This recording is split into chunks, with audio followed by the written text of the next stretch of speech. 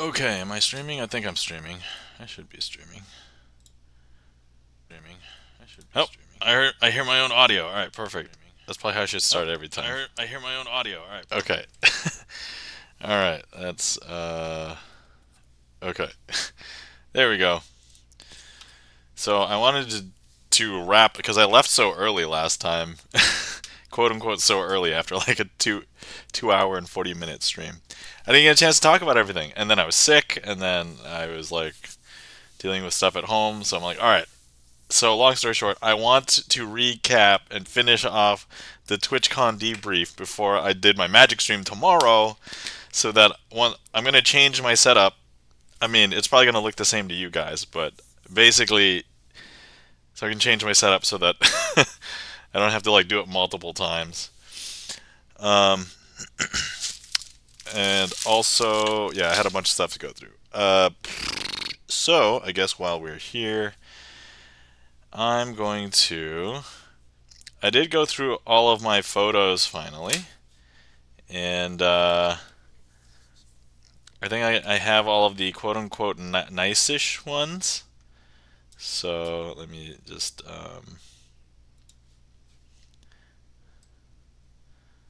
Okay. Hold on. I want to make sure that. Who goes there? Who gives me a heat map on the. I'm gonna eat this heat map. Delicious.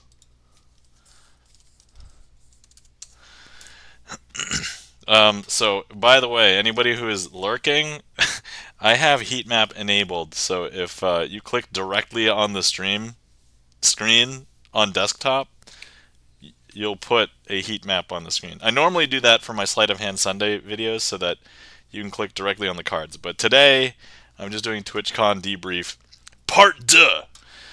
So last time on Dragon Ball Z, I mean, I started doing the TwitchCon debrief, and then between then and now, I sorted all my photos. I still have a bunch of swag to go through because I didn't go through all of the stuff from last time. And yeah, I just want to make sure that when I swap to this screen, you guys will be able to see you'll see OBS for a minute, and then, okay, let me spread this out. Is that, okay, we're going to go ahead and just cover the whole thing. More debrief. Yes, there's more debrief. Charlie's Beats, welcome in. How's it going? All right, so a lot of you who saw a bunch of the photos last time, I've pruned down the photos. There's still like over 100, but we can go through quick. I figured, well, we'd do that, and then I have a bunch of videos. I'll show off pretty much all the videos. If there's long ones, I can cut them short. And then swag, not necessarily in that order, but if anybody has, yeah, more debrief. So, all right, me on a plane again, me on a plane with fluffy cat clouds, fluffy fluffy cows. Man, I can't make this stuff up. Fluffy clouds. Um, I thought this looked nice. It's a town. Food. This was delicious at an airport. Welcome to Las Vegas. This was in the Las Vegas airport. Here's me and the thing. Not the thing, but I mean, I guess it's almost like the same texture as the thing. Fluffy cows. Yeah, that's very sus. Hawk6 Phoenix, hello, welcome in. Oh, hold on. While we are here, I do need to do this before I also feel left out. And then also while we're here, let's shout out our friends Charlie's Beats and Hawk6 Phoenix. If you guys are not following Charlie's Beats and Hawk6 Phoenix, please give them a follow. Okay, all right. You're gonna see OBS for a second, and then pictures. Okay, all right. Thanks for the chat. You're welcome, Hawk6 Phoenix. My pleasure. Okay, me in the hotel. This was the Excalibur Hotel, so you see like a knight, you see a rook. It's kind of like a castle from the outside. Here's the front. Here's the side. Looks like a castle. Here's New York, New York, which was kind of across from Excalibur. Here's the MGM, which was across from New York, New York, and like kitty corner to Excalibur. I tried to get this because it said like David Copperfield and Magic, and but there's the MGM lion right there. Here I am at the base of the Statue of Liberty. Oh, I saw Excalibur walking around, but I didn't know his name. Yeah, so that was the castle is Excalibur. Um, I tried to get this. This was like a street shot. I had like 4 or 5 of these. I think this was the best one, even though there's glass here, so you can kind of see some of the fuzziness, but um, close enough. I don't do image editing. I think if I did, I would love it, except I just don't have time to edit all of my images. All right, theater bar of David Copperfield's theater, and then here's the plaque with David Copperfield's picture. Obviously, I had to get it because magician. The MGM lion. Here's the artsy fartsy picture of the MGM lion. Here's a selfie of me with the lion. So it wasn't just like it was faked. So here's a couple of pandas. Here's me with the pandas. This one I sent to my daughter I sent it to mom. I sent it to my wife, and then she showed it to my daughter. And apparently, the first thing that came to her mouth was not "daddy," and I'd been gone for like a handful of hours. First thing she said was "panda." So I thought that was cute. All right, coming back to the Excalibur. So yeah, I just explored a little bit on the Thursday night. And these are all chronological at this point.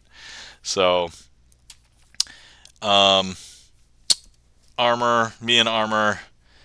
Uh, this is me outside during the daytime. This is now Friday during the day. I'm walking to the monorail, and here's the Statue of Liberty mini during the daytime. MGM. I was able to get David Copperfield's theater picture, but without people in front of it this time. So. And then here I approached the TwitchCon Las Vegas Convention Center. So this was West Hall. So here we are. This was the front, and people could come in here once you had your badge. But to get your badge, you had to go around the building. And there were 3 lines. There was like the community line, the affiliate line, and the partner line. And the affiliate line was the longest. So yeah. And then once everybody got all their badges, this was the main line to get into the front. And then this is just a shot from the second floor. There's the Pog emote statue. Throughout the weekend, there was, I think, steam coming out of that thing's, I forgot it was mouth or nose. But during the keynote or the opening ceremony, there was a proposal on stage. So Gibson Lens and I were figuring out if we should go in or if we just watch it on a big screen that was broadcasting it from just outside. And we were like, this seems way more comfortable because it was like in a loungy area with chairs and like bean bags and things. So we decided to stay there instead of going into the main theater. And here's DJ Clancy making all the big announcements, which at this point I think everybody has heard of. I'm not going to make claims because I don't remember what all of them are. All I know is that we're all getting animated emotes. So what I heard was I need to use my animated emote slots so I can then fill up all these new animated emote slots. Here's, hey Chip, welcome in, how's it going? Gibson Lens, hello, welcome in, and how's it going? This is, recap part 2, but now all of my pictures I've pruned down to what I quote-unquote considered the best, and then also I missed some stuff, and then I still have swag to get through, and we didn't even show any videos except for the one last time. So that's kind of what I'm doing. And I wanted to get this done before tomorrow because then I have to change this whole setup for Magic. And so I was like, alright, this is chess outside. It was stupidly hot outside, so I don't know why you would play this except for the novelty of it being gigantic. But there was a chess.com booth in the expo hall room. So let's see. It looks like Gibson's feeling better today. Excellent. That's good news. Here's the Kappa Cabana. For anybody who is familiar with Copacabana. This is the Kappa Cabana, yes, emote as well. Here's me in a inflatable mushroom.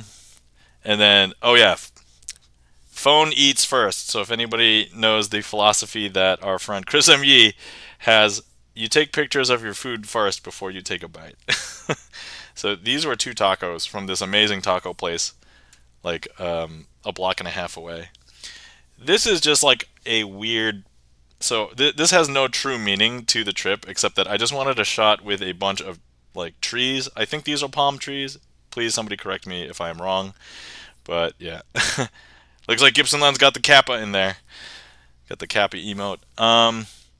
This is just like general crowd and people surrounding people in the main like lobby area once you walk into the convention center. Here's the Doritos Mart, and here's the Bob Ross section. So there, you could look at the schedule for the Bob Ross thing. It was going like multiple times every single day, and so every time I pass it, it seemed to be well attended. So it was pretty awesome. I did not get a chance to sit down for it, but I would have. So here's a bunch of people signing a bunch of things. You can see I took a picture where Crazy Asian is in the middle there. So, but yeah, here everybody was signing everything. I think this was like the guest book thing. So, here's a big sign, and if anybody was wondering how many people were roughly there, well, there was at least 20,000 people. Because then if you choose to include yourself, there's 20,001.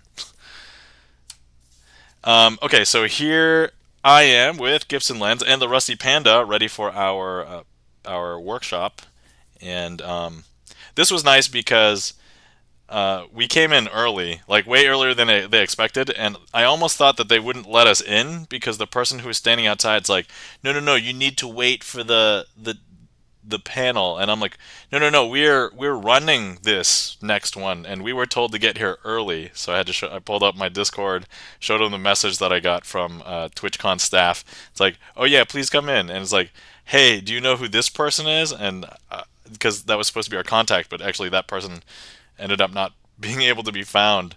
But I ended up connecting with the person that I worked with to get all the decks of cards worked out. So yeah, that's when they told us to arrive. I know, right? So look, we did our part. We were following instructions exactly to the letter, as well as we could. And I mean, I'm not gonna give them too much flack. Like they were probably super busy. So, but the least they could do is just tell the people who were like managing the room doors. It's like, hey, if the people have them come in, let them, whatever, and not just be like, huh. So anyway, so we had the projector. So we had the presentation, which we've kind of locked down for like, weeks ahead of time, or even a month ago, and then I was able to switch between, magic mode and presentation mode. Gibson Lens, we gave him the clicker so he can advance through the slides. And then the Rusty Panda had, I think, the most interviewee stuff like outside of my stream because the Rusty Panda is a mod for all of Magic Twitch. So she ended up talking about a lot of the other things around. And of course, there were some interview questions about Magic Twitch, but I ended up showing all the magic, and I thought all that went well. I think everybody enjoyed. So. Here's a shot of a bunch of people before the panel. You guys might recognize that E flat guy. Davey is eating a sandwich, and Kuyasai music.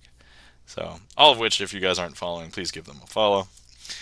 And here is a selfie of me. So this was a magician that came up after the fact, and okay, all right. So this was Dark Fear TV, I think. Dark Fear TTV, yeah. Dark Fear TTV. So he said he was a magician, and he gave me a deck of cards after. So I'm going to be opening this up as well right after we go through all the pictures. But I was hoping Davey was going to stream it. Yeah, I know, right? Like, I was actually hoping anybody would. But to be fair, it's okay. I told Gibson Lens last night on his stream, magic is ethereal. We have the presentation. I could easily do it again. So... yeah. Oh, thanks for doing all the shoutouts, Gibson Lens. So yeah, that E flat guy, pianist, as Gibson Lens says all the time. That E flat guy and Gibson Lens started streaming at about the same time, and they mod for each other. So, and Davey's eating sandwich, fun guy, does music and also does interviews and also like community games. And yeah, we should have at least tried to ask someone in the front row. Yes, that's true. And then Kudasai Music does music. Plays piano, I think guitar, and sings. Okay, and this is Carson. So this is the person from the TwitchCon content staff that I connected with, and he was super helpful, helped me coordinate creating the deck of cards, which I think now is a rare commodity as we realized they were only given out during this interactive workshop. So if you guys have them, yeah, I have a couple of extras, so we'll see what we can do with those. And then this is someone that asked me to go to dinner afterwards, but I was going to the Twitch party, so I actually didn't get his name. So if anybody has his name or knows who he is, let me know so I can at least go follow him or try and contact him and be like, hey. Okay, so let's see. This was us going to um, Area 15, and here we arrive at Area 15. Here I am, selfie, TwitchCon, at the party, giant statue in the ground, right outside the door of Area 15.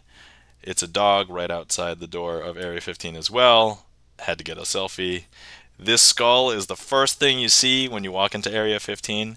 This is the Omega Mart. As I said the other day, Gibson Lens and I walked in, and I was like, this is probably going to fill up later. So the first thing is I'm going to get in line for Omega Mart. And Gibson Lens and I got in line, and so we were like, okay, we're going to get in.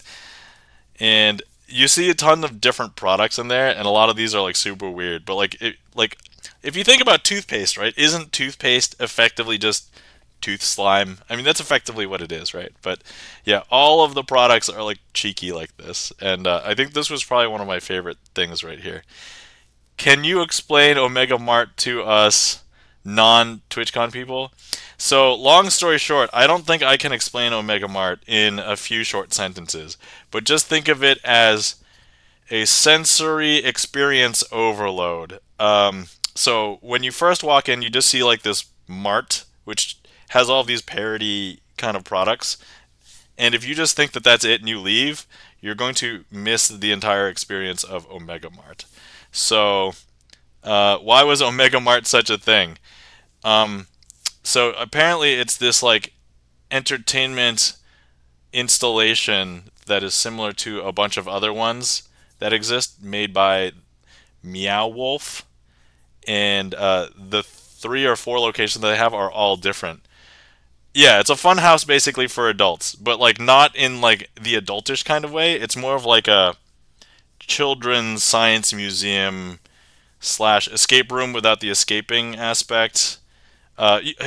Chip, just take a look at the rest of the pictures and I will show you. So this is still in the Omega Mart front, but once you get past the front, this was also in the Omega Mart, then you're going to see there's a lot of different things. So here, this is a telephone booth after you get through like a door that leads to the back of Omega Mart, and then you start seeing these weird rooms. Oh, so it was a shopping market. Oh, yeah. So that's what the front was, but in the back. So here we go. Journey begins. This was Omega Mart. This was Omega Mart. This was a decoration in a thing in one of the rooms in Omega Mart. This was also in Omega Mart, and this was like in a room where it was like a bunch of hands-on activities with like screens or lights and things like that. This was in Omega Mart, so these are like gigantic flowers. This was a wall in a hallway in Omega Mart. This is an entire room in Omega Mart. This was one of the cooler rooms I thought in Omega Mart. Bert, I like the picture that you took in this room that you shared, so that was cool. So this room was a small room, and it had like these things with light coming through, and it looked like the glass was carved in a way so that when the light hit it, certain layers would light up or whatever. It was so hard to explain. Um, this was a room in Omega Mart. Here's a selfie of me in that room. Here's a skeleton in Omega Mart. Here's a room in the Omega Mart back where like lighting was weird. So like this was like a red light. Now here it would start to change into blue light, but like it almost looked like parts of this image were moving just with the light changes. So it's like optical illusion kind of thing. This is something on the, I forgot if this was a floor or if this was a wall. I don't remember. Here's a selfie of me in there. Well, obviously it was a floor because I'm standing on it. This was in the Omega Mart. So yeah, there was like a room with strobe lights in the Omega Mart. There was a room where it was completely dark except for you could see some lasers where if you put your hands in, they would like trigger music. It was so cool. I don't know. This Omega Mart. Okay, so this is the last picture of the Omega Mart. All right. Any questions about the Omega Mart? I know that was a mouthful, but I have a lot of pictures to go through and a bunch of other things, so I'm like, I got to speed run through these pictures. Oh yeah, if you've been sitting around for a while and you haven't hydrated, please hydrate. Okay, so food. They had a bunch of food at Area 15. Technically, we all paid for it, but yeah, there was like at least 4 food places in Area 15 that was serving food. This was one of them. That's a rib and coleslaw and cornbread. Was Omega Mart a hands-on thing or more like a museum? Yes, both of those things. So there were rooms where it was just like look, and then there were other rooms where it was like touch everything. Um, if you actually look at my previous stream where I was doing the first round of going through pictures before they were organized, you'll see some other pictures. Like one of the pictures I had was a wall of cameras, and each of the cameras were just in different rooms in the Omega Mart. And I'm like, what? And then it was, yeah. So yes, and the answer to both of those, yes. Okay, outside for a dance party. These lights were cool. This was another set of food. This garlic bread looking thing. Sorry, this this garlic bread looking thing. That was more of like a pizza folded over on itself. So it was like a calzone technically. Closer to the lights. I like those lights. I'm on the second floor. You can see the Omega Mart sign behind that tree on the left. And this is a tent on the right. I will go back and get my VOD on. Yeah, so yeah, there was a bunch of stuff over there. I tried to explain it still. I still feel like it's difficult to explain what Omega Mart is, but I think that was probably the most anticipated part for a lot of other people. And if the Illuminarium didn't exist, that might have been my favorite part of this. But since the Illuminarium exists, that was my favorite part of the TwitchCon party. So, let's see. They had an entire restaurant with just golf courses, or sorry, these golf things up against the wall. So you see this guy on the left is actually playing a video game with the golf thing, trying to smash windows, I imagine. One of the other golf things was like photorealistic. I was like, whoa, that almost looks like he's actually golfing. Like, this I thought, I wasn't sure if it was like physically there or if it was lights. I eventually found out it was physically there. Yeah, 4. This is just one of the trees right in front of Omega Mart. But you can see how like crowded it was. So throughout most of like TwitchCon in the convention center, I did not feel like it was this busy.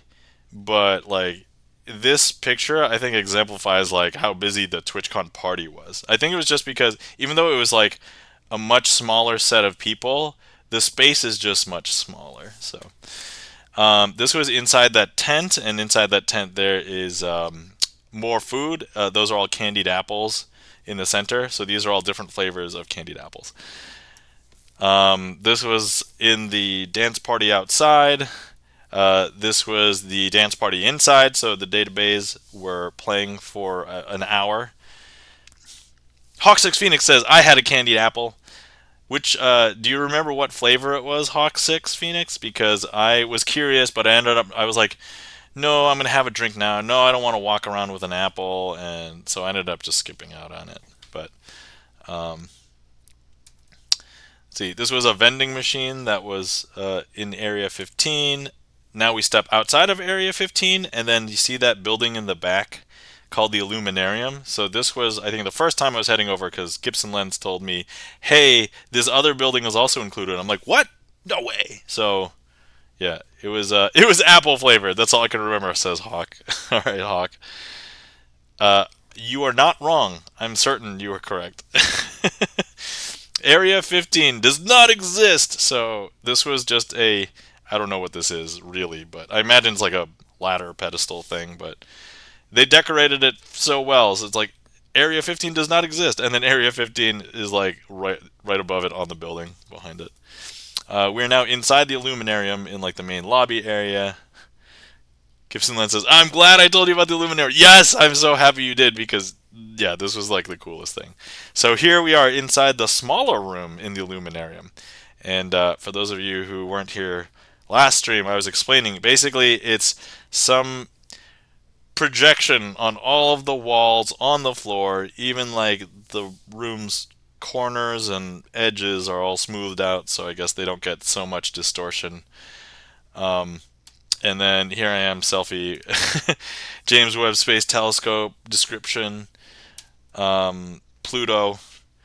Here I this was like a nice shot. So I actually liked it when the room was darker because there was like this nice ambient. Um, they had music too. Depending on what was playing, they had different music. So some of it was more ambient. I like the ambient better, but later they played other music. So and oh yeah, and I mentioned last time too. Gibson Lens and I discovered that if there were asteroids on the floor flying across, if we jumped on it, it would destroy them. So somehow it detected movement and collision. But this one's probably one of my favorite shots that I personally took because everybody's sitting down, nobody's in the way of anything. You can kind of see how like vast this corner of the room is. But it was so cool to just be in there. Neat. Yeah. I had two that were very similar. And then here's one they were showing nebula. So if you hung around in there long enough, you would see a lot of different things cycle. So we had planets, we had space, we had nebulas. Here's a nice one, just literally a wall. But I was like, this looks too cool not to share with people. And look, I had two that were like, oh, I couldn't decide probably. Selfie of me in there. This was outside of the Illuminarium, just still in the front lobby of a lander. We went back to the main Area 15 building. I think we were looking for people. And then this is a selfie of me with a chicken in front of one of the restaurants in Area 15. Sorry, rooster. Chicken rooster. Brainstorm! There's a brain. Oh, these are the credits for Meow Wolf. So for those of you who are curious about like the whole Omega Mart thing, yeah, these are all of the people that worked, I guess, to put together this exhibit. And the other ones that Meow Wolf created, I guess one's in New Mexico, one's in Texas. Oh no, one's in Denver. No, the Texas one is coming, right? And they're all completely different. Like they have different names. They're not called Omega Mart. They're called like something else. Anyway, back in the Illuminarium. So now this is like moon lunar walk kind of thing. So this was pretty cool. I actually thought if we stepped on certain points, it would put a footprint where we stepped, but I don't think that actually worked here. I'm not entirely sure. This is a fake colony on the moon because obviously we don't have colonies that look like this on the moon.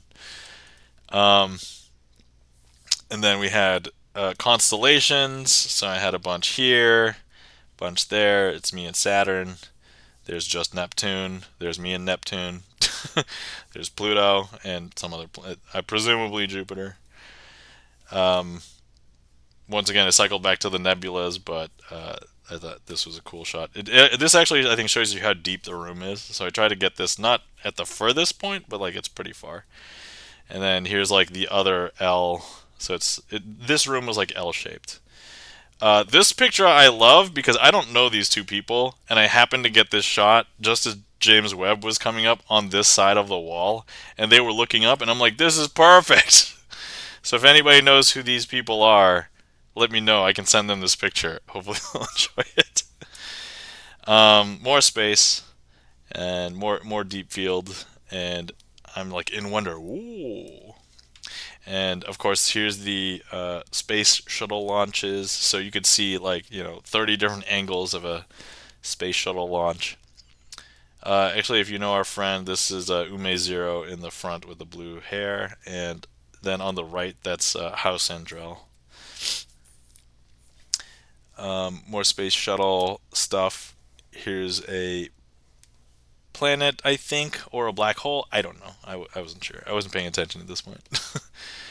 Too much stuff going on. Too much stuff going on. But yeah, as you can see, I have a lot of pictures of the Illuminarium because I love it. And then when it came time to get kicked out, they did not transition from this to this very nicely. It was just literally dark to bright light. So it wasn't even a gradual transition. There wasn't even an announcement. It was literally Illuminarium GTFO.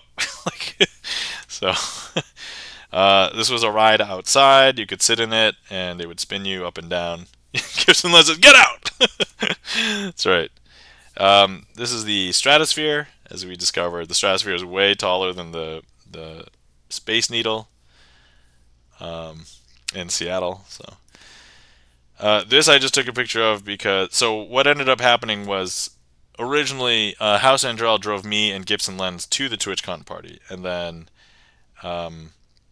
Gibson Lens, you said you were tired, so you kind of split ways, and House Andrell took me and Rob Kovacs downtown to continue partying, basically.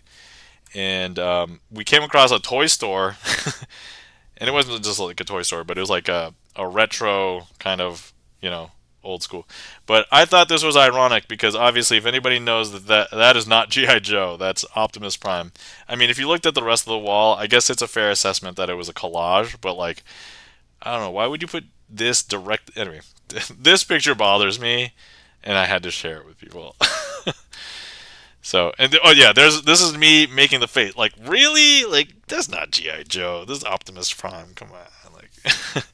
Anyway, so inside the shop, there's like a lot of retro games, like specific old toy collections, like really old products, things like that. There's me petting a fake white horse outside. Oh, so we went to a bar called Hennessy's where there was a bunch of music streamers doing music, but you'll see Rob Kovacs on the left there, and then John Lee Music and Sarah Mahoney Music. So I kind of wish I went with you. I had more energy on Friday than on Saturday. Yeah, full disclosure, I was super tired by the end of this because after I ended up hanging out here, although I'm glad that I went because I met a few people that I wouldn't have met anywhere else, and obviously I got some more selfies and showed some people some magic. But we stayed out late, and I ended up getting back really late because even after we were done here, we stopped for food. So I had tacos like 3 times that day. But yeah, so it was a fun time. Oh yeah, and the interesting so yeah, Rob Kovacs played drums. So here he is playing drums. Um, and so anyway, I finally made it back to my room like super late. Like it was so late that I was considering calling my wife to talk to my daughter because it was already morning in which they would have woken up um, on the East Coast and I was on the West Coast. So I was just, so anyway, I survived. I slept in, and that was that. I did get some pictures. Here's the huge sphere. So if anybody doesn't know about this thing, apparently it's new. Like it was just like it started operating like weeks ago, and it's a gigantic sphere that's like a screen on the inside and on the outside. And this thing, it doesn't look that huge here, but it's gigantic. Like I don't even know how to describe how big it is. Okay, so this was the night before. So then the next morning, I woke up late enough that the arcade was open, and I went in my hotel, and I saw that they had like uh, guess something and you get a prize, and there was a bunch of arcade games. None of them were worth anything except I think this. So I had to take a picture of these because I used to love playing Marvel vs. Capcom, both 1 and 2. I didn't have. Well, first of all, I was like, oh, if I played anything, I probably just wanted to play 1 and run. But it's like I'm not really here for arcade games. I'm here for TwitchCon. I had to book it and make my way over to TwitchCon. So here I am on the monorail. I thought this was like a somber picture. I wasn't paying attention to what I was taking a picture of behind me. I was just like, all right, hold it up for selfie mode. Let's take 5. And then this was the best one because I got some nice sun. You can still see my face on this one. And you see a little bit of the Ferris wheel. Oh, here's a shot of the sphere, but in the daytime. So buy tickets now to the Sphere in Las Vegas. And yeah, so. Oh, so the first day I took the monorail to TwitchCon. Second day I also took the monorail, but then once you get to the end of the monorail and got off, I could walk a little bit further or go into the loop, and the loop was just a bunch of people just driving between these 2 points and driving through these underground tunnels that are literally just large enough for the car. And this is what it looks like on the inside. And I thought it was super cool. to drive through, or just to ride through. But we had somebody in our car that was afraid of getting stuck, and she was like, "No, I don't want to get stuck and die." And it's like I didn't want to make fun of her, but deep down inside, I was thinking we'll be fine. Like I was trying to verbally say things out loud to be supportive and be like, "It's okay. Look, we all have cell phones. If there's a stop, people will notice. Like there would be communications. Like we'd be able to get out. It's fine." Okay, so here's back in the lobby area. So there's thug shells. I can rap any words like in the front. So now we're in the expo hall again, and this is I just took a bunch of pictures of things in the expo hall. So here's Jake's arcade challenge. Here's a Genshin Impact display that looked really cool. Here's the chess.com booth, and I did hang around here just for a little bit, watched a couple people play some games, and you could meet and greet. So I like chess. I feel like I'm kind of in a similar boat of like celebrities and I don't. I mean, they're people, right? So if I get a chance to meet them, awesome. But I don't have to meet and greet. Also, I'm nowhere near as good as anybody that would probably be super into any of these players anyway. Like I've heard of maybe about half of these players. Went back in the Dorito Mart. Here's a picture of someone in a Dorito costume. But actually, yeah, if you zoom, let me see if I can zoom in on this. But yeah, here's they're selling literally all of the Doritos you could possibly want. Uh, Tons of Doritos. Okay. Oh, so this was pictures of various cards from the new Star Wars Unlimited game. So anyway, I think I like the general design of the game. I'll probably get some just so that I can play with people, but I don't need to. I'm kind of past the point of playing anything competitively unless like my daughter grows up and she wants to play anything. But not Cooler Ranch Doritos. No, no Cooler Ranch Doritos.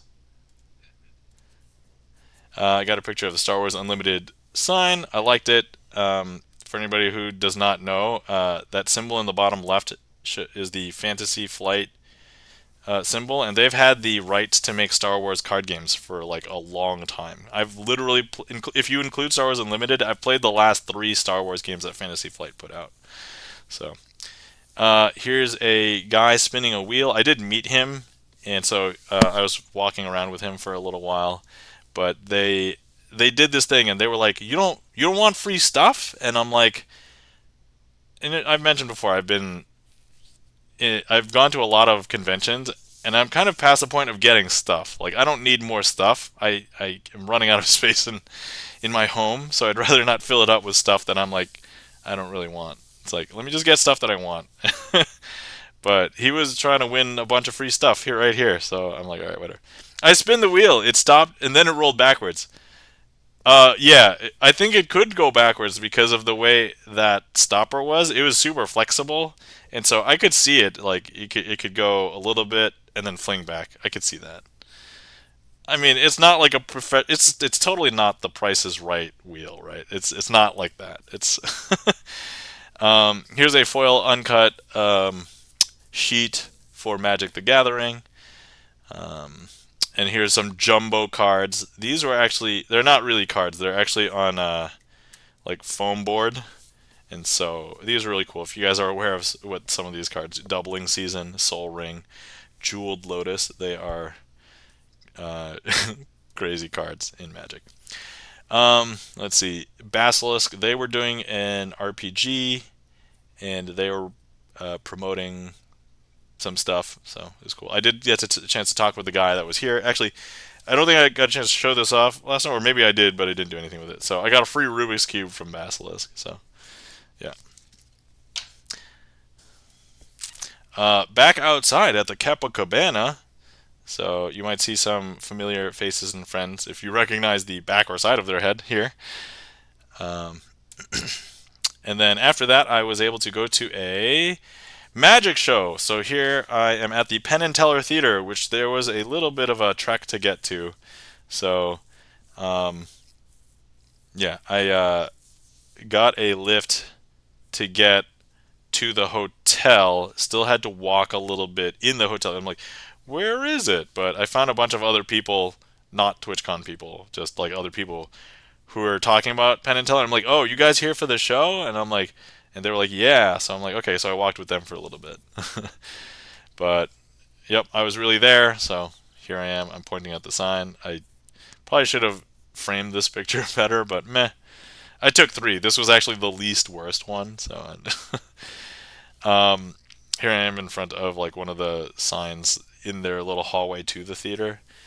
There's a timeline. I did stop here for only a couple minutes. I would have liked to read it more, but I was like, let me just take a picture. And I do know some of this already, but not all of it.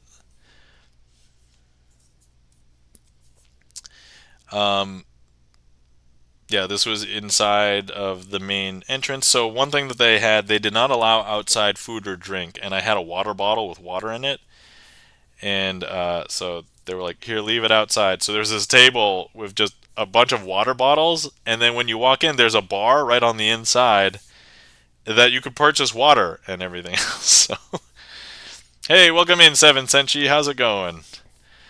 Yeah, I haven't even gotten to selfies of people. This is just literally me, TwitchCon, and everything inside, and then I'll go through all of the selfies I got with everybody because I did leave those separate.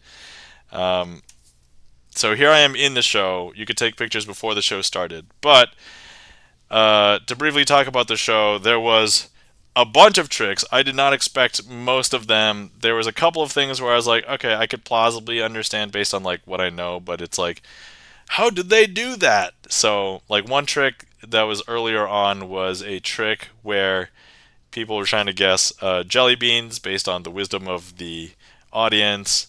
And I've seen this kind of trick done. I don't know how they achieved it because there were just so few guesses. But and then like another one is one that Teller has done before, but Teller basically was grabbing like water out of a tank and then putting it into an empty fish bowl, and they would become coins. And then he would actually take the coins, throw them back into the tank, and they would become goldfish.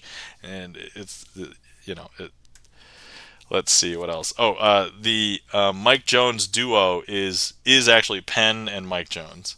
And then after the show was over, I stopped at the gift shop, which is basically just a thing in the hallway, and I did purchase decks of cards. So I'm like, oh, I don't really need anything else, but while I'm here, I'm gonna purchase decks of cards. And let me show you the deck of cards. So they're all the same. So I only opened one, but did I take a picture of it? Okay, so here's the front of the box, the back. So it says a perfectly ordinary deck of cards. And I don't know if the camera was in focus for that one. But yeah, so I'm just going to give you a quick glance here. So here's the back of the cards, and these are marked cards. So at a glance, once you understand the system, I mean, if you look at it with just a couple of cards, you could probably figure out the system. So yeah, and I'm like, okay, excellent. So I may use those on a Magic stream at some point, but. Shh! Don't tell people it's marked. They may not be able to figure it out. But you guys know. You guys are in on the secret. This was I saw Crazy Rich Asians slot machine on the way out, so I'm like, all right, I gotta take a picture of this because it literally has crazy and Asian in the name. So, welcome in the Trek Nerd. How's ruined? Glorious. And then I got lost in this hotel for a little bit. So they had a masquerade bar. They had this little installation. I don't know what it was used for. They had this car in there. And I know I didn't show these pictures off last time because there was actually a section of my photos that I forgot to download. I didn't forget. It was just I had to click it in a weird way so that I could select them all. So I didn't get them all from this. But anyway, yeah. So if you're a Kiss fan, get ready. So here's this, here's that, and I don't know what this was called. This was like it was like half arcade, half like Kiss appreciation I don't know, something. Um, and this was like artwork from one of the closed shops on the second floor. This was a machine.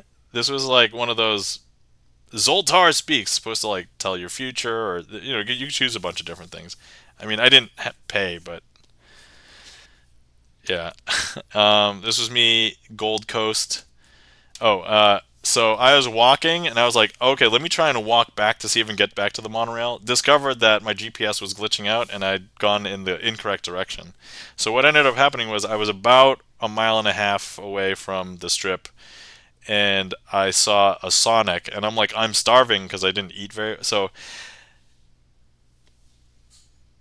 was it called Big? Oh, I think I remember the movie made. Remember a movie made from that? Was it called Big? Yeah, I think that's probably correct.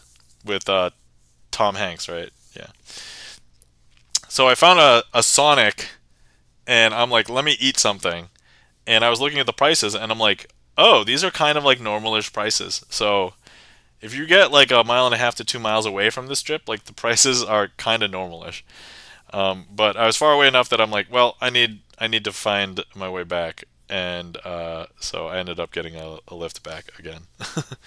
So, all right, back. So I slept and I didn't sleep as well, and this is now the Sunday, and I had to evacuate with all of my bags. So I'm carrying all of my stuff through the entire convention center all day, and this was after figuring out I don't know if I could bring all my stuff into the convention center because they had rules, but I was like, all right, let me just try and get in anyway, and it worked. So it was fine.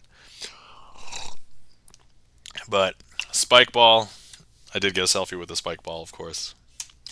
Oh, this is a game of Star Wars Unlimited that I played with Gibson Lens. So Bert and I sat down. Actually, I sat down first because I'm like, I want to play light side because I had learned how to play the previous day.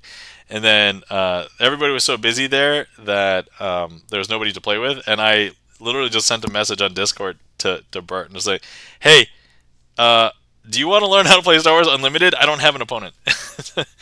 And then a couple minutes later, he came around and I taught. I think I understand the game well enough. I could have taught other people to play as well, but taught him how to play, and we got promos. Which let me see. Do I have them here? I should have them somewhere. Yes. So we have promos of the leader cards that are there. So we have both the Luke Skywalker and the Darth Vader that we used in the game. And I have a few sets of these because I went back a couple of times.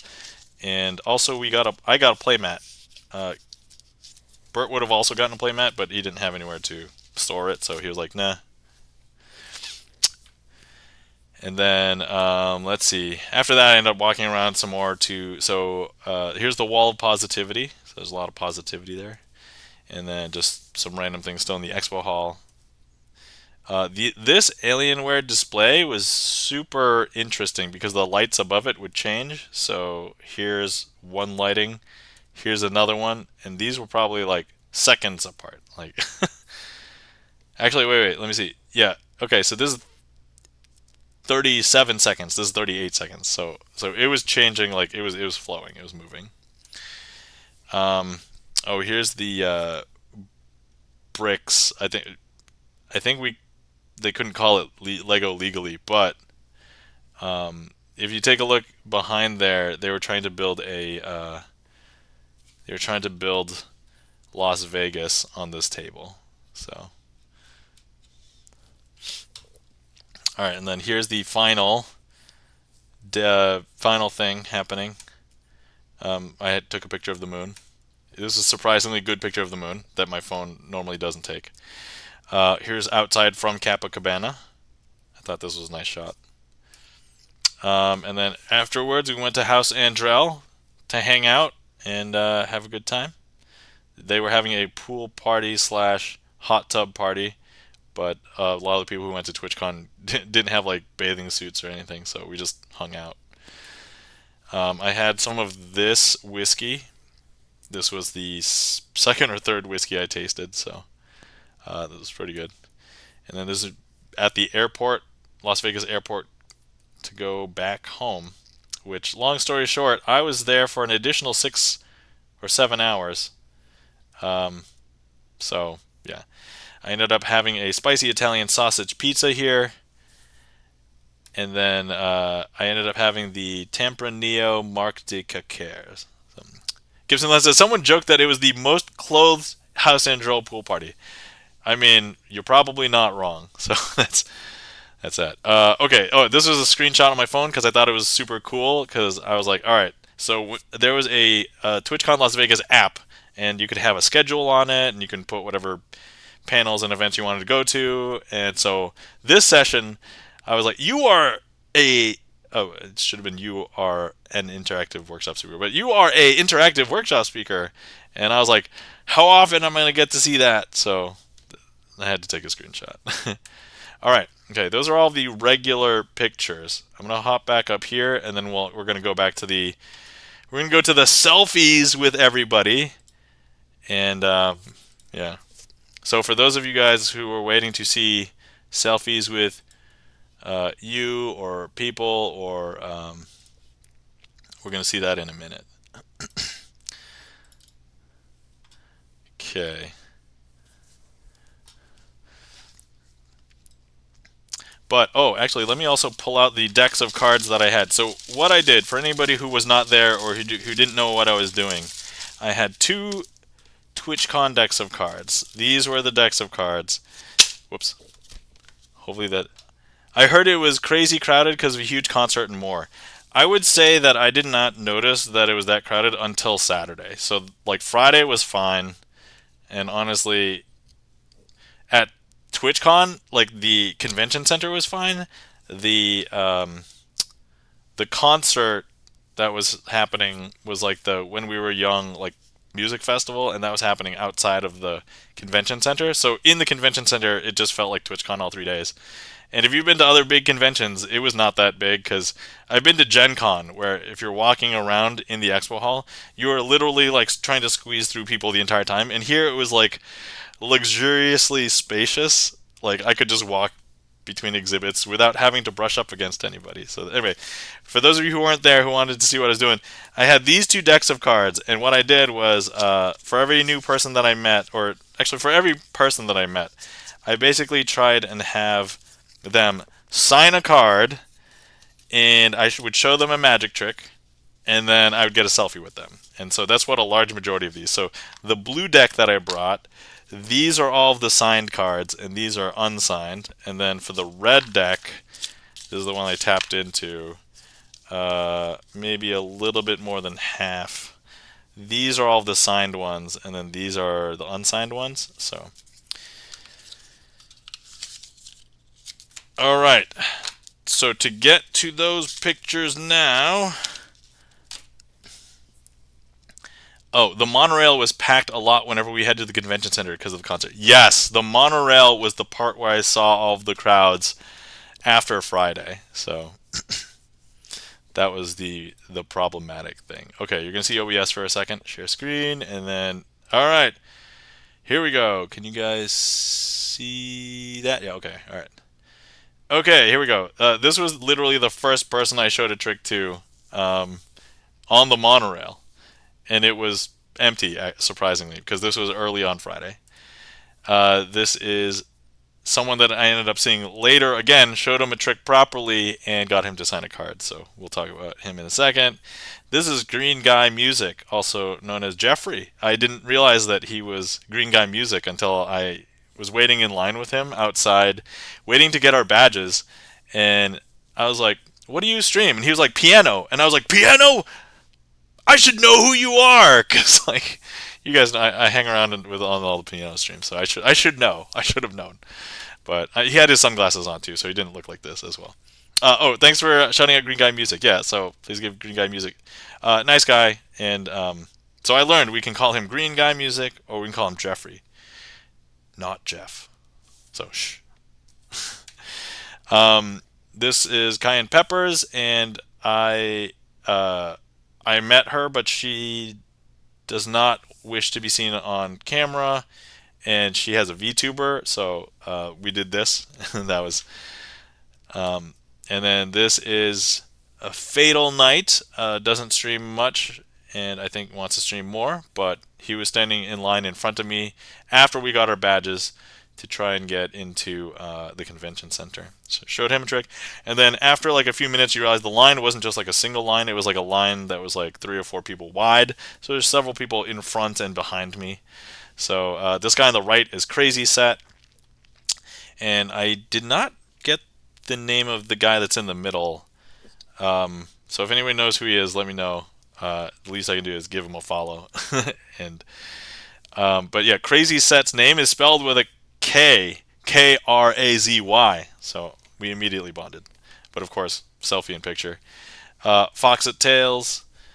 He enjoyed seeing the magic. He actually saw the magic from like several people away, and then once the line collapsed further up, where it's like, "Hey, fill in the gap." I moved up forward, and he was like, I saw your Oh, you saw me do the tricks back there? Yeah."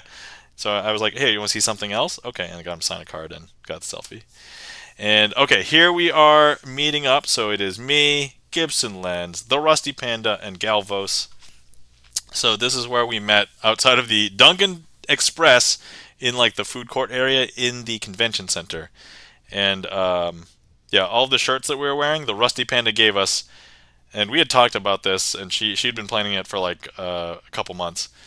So they all say, "Ask me about Magic Twitch," and on the back there is a QR code that links you to a link tree that has like all of the magicians that perform on Twitch regularly. And also, this was where I screamed "Gibson Lens" across the cafeteria to get his attention when we saw him. He's like, "Hey, hey!" to get him to come over to our table. And so, yeah.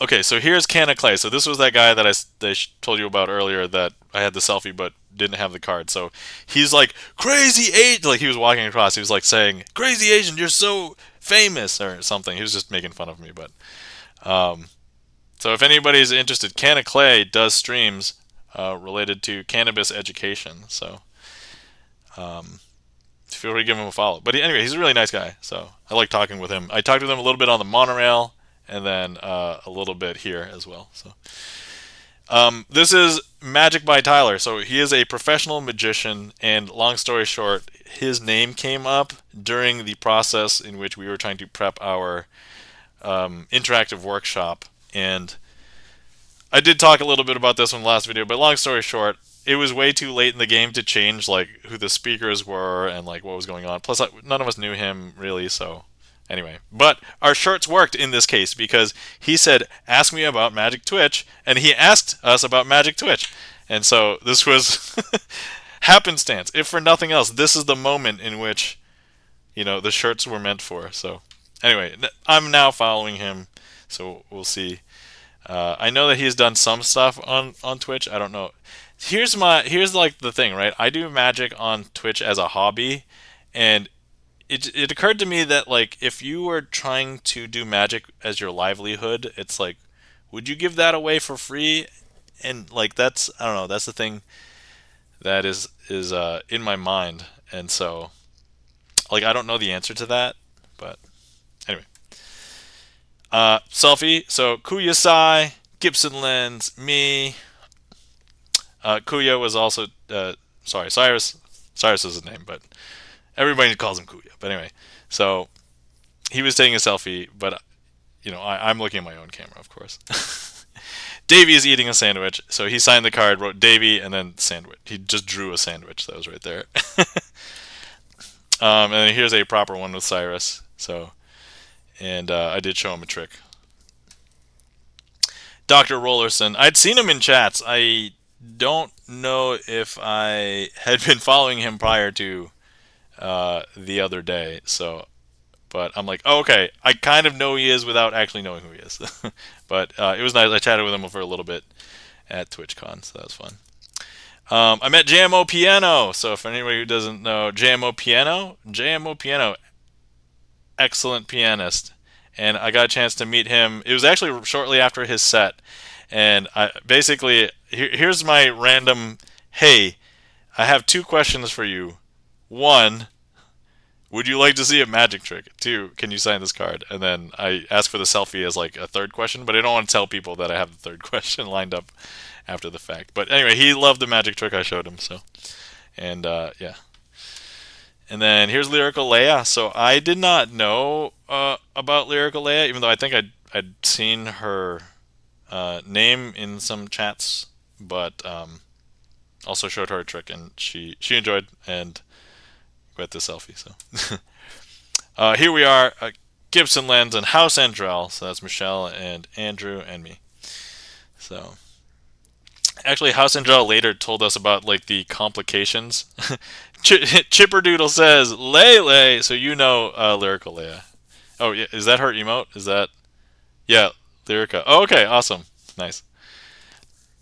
House Andrel was telling us about the difficulties of having like 2 badges for like a shared affiliate channel, and so there were 2 people that had the same badge, but like they were legitimately entitled to it, and so they had some trouble like getting the badges and then like getting them to work on scanning and stuff, and it was like, oh okay, it's super weird. But anyway, I'm glad I don't have to share my crazy Asian channel name with anybody. It also wouldn't make sense because, for example, my wife, she's not Asian, so and she calls me crazy, so that would be accurate to my name, but like nobody calls her crazy. So anyway, there's Juanita Cow, and I think Juanita Cow saw a magic trick. I don't know if we got one signed or if we got one signed later. That's actually a miss on my part. This is Meow 2.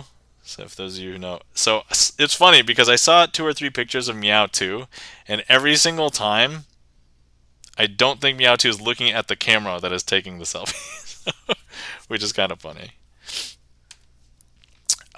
This was Ollie Bits and Company. So Gibson Lens and I were walking around Artist Alley, and Gibson Lens knew Ollie Bits, and I didn't know who really any of them were, but they chatted for a little bit, and I bought something. So they had a lot of stickers. They were all like 8-bit art stickers. Gibson Lens says, "Can confirm it's tough to get a good photo with Meow too." But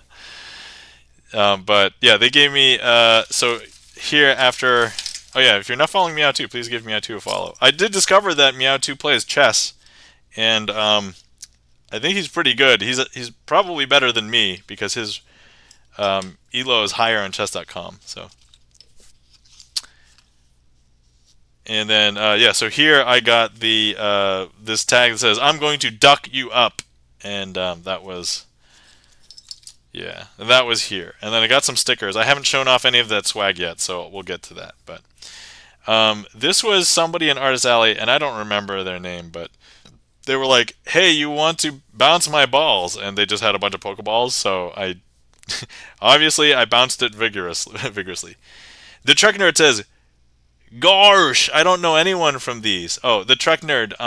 I hang around with a lot of Twitch musicians, and then so like if you know like gamers or other groups, I don't know many people that were just gamers and they've been known as gamers, and a lot of them that I would know are probably like way too famous and big that they would not be like okay. Artist Alley, maybe. Oh yeah, we're in Artist Alley right now, but I didn't know many of these streamers going in. So, but yeah, we did a trick for both of them here at this booth, and they had a good time. This is so we had Casmut sign the card, and they're both from Top Dog Studios.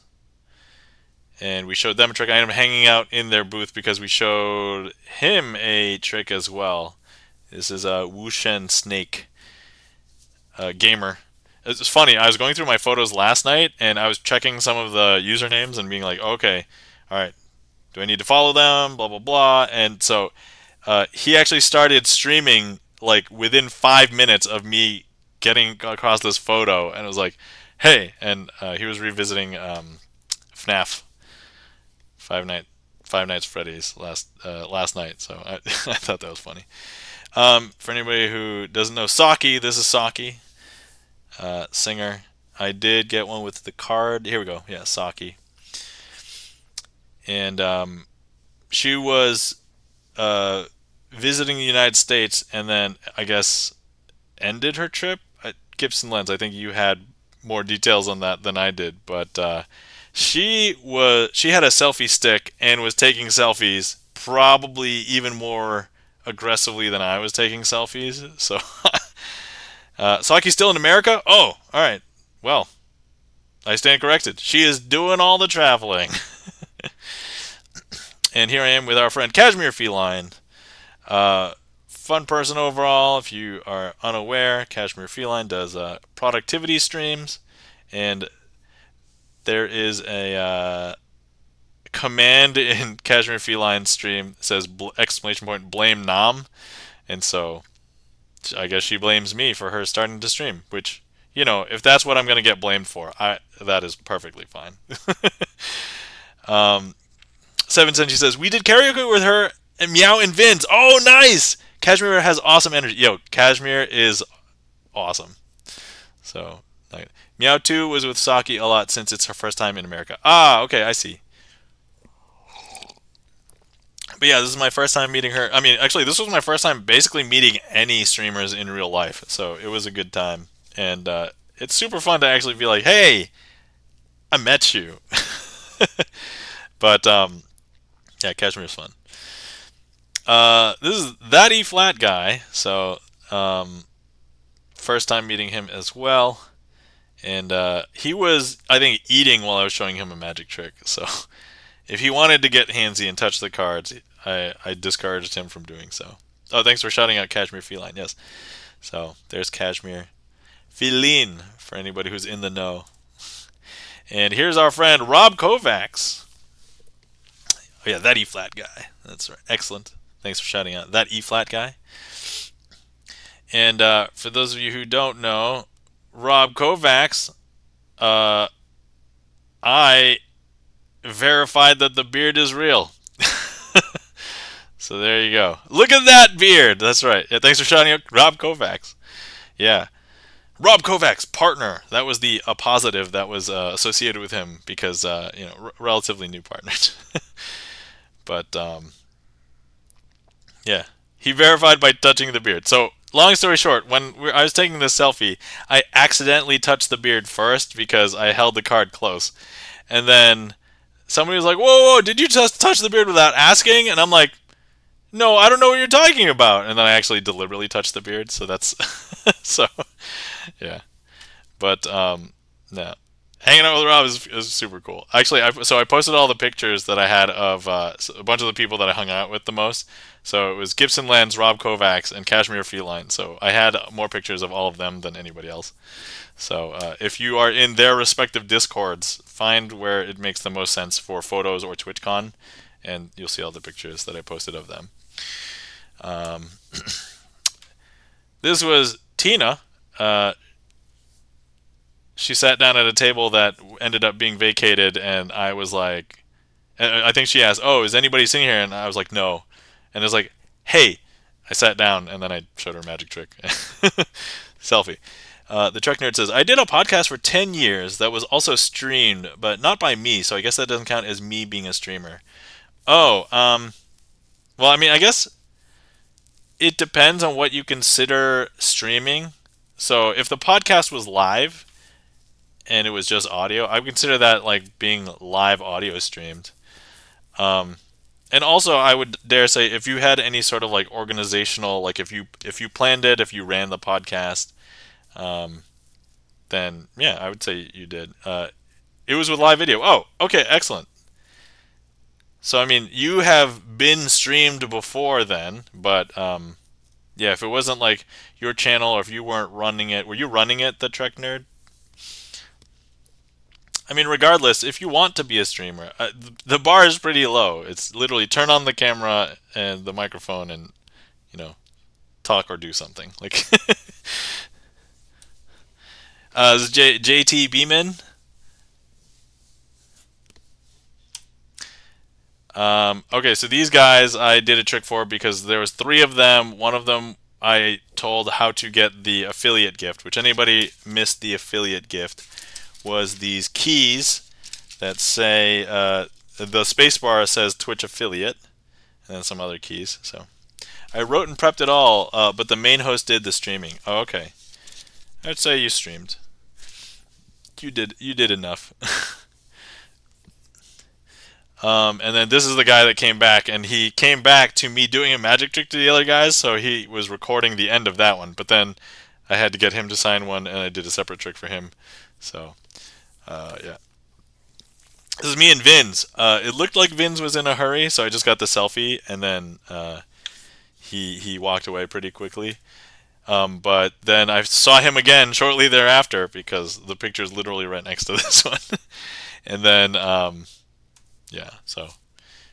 Vins! So here is another picture that is not of me. So there's Rob Kovacs, there's Michelle of House Andrell, Gibson Lens, and that E-flat guy. So both Gibson Lens and that E-flat guy, they know what's going on because as I took this picture, they were looking directly at my camera. So you could tell. If you just look at their eyes are looking at my camera. So they knew this picture was happening. Here I am with Teeny Heels, and so if first of all, she was super nice and super cool, and I didn't know much about Teeny Heels besides the fact that like I rated into her a couple times, I think from mostly Rob Kovacs' stream, but yeah, she's super cool, and she really enjoyed the tricks. I think she stuck around watching some tricks for some other people, and so she saw like probably like 3 or 4 tricks. Most people saw like 1 or 2. Oh yeah, thanks for shouting out Teeny Heels. So yeah, she does ASMR and healing and wholesome, like trying to, you know, keep people in a good space. And I did not know that she was in tech. I don't know if that's on her profile or anything, but I was like, oh, that's cool. So, yeah. Here's Sarah Mahoney Music. I think she enjoyed some of the magic tricks as well. And I ended up seeing her also at the Hennessy's the Friday night as well. So, and John Lee Music, of course. I had a couple of pictures, but this is the most expressive picture that I had of John Lee. The other ones, his eyes and mouth weren't as like like so. Thanks for shouting out Sarah Mahoney Music, excellent, and thanks for shouting out John Lee Music. And here's Office Drummer. So full disclosure, I haven't really interacted in Office Drummer stream. The times that I've been in Office Drummer stream, I've mostly lurked, and you know, there's also a lot of people in there, so I'm just like, let's get drowned out. But Office Drummer is a pretty chill guy. I showed him a trick, and he was like, whoa! I think he turned around and walked away for a second.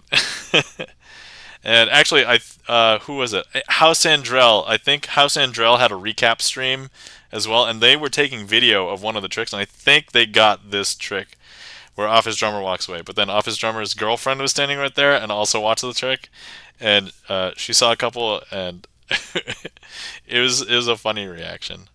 Yeah, Office Drummer's stream is crazy pants. Yeah, I didn't get to see Office Drummer this year, but I saw him last year. Ah, okay, nice. So I was like, well, while I'm here and Office Drummer's here, I should show him a trick and get him to sign a card and get a selfie with him. So here it is.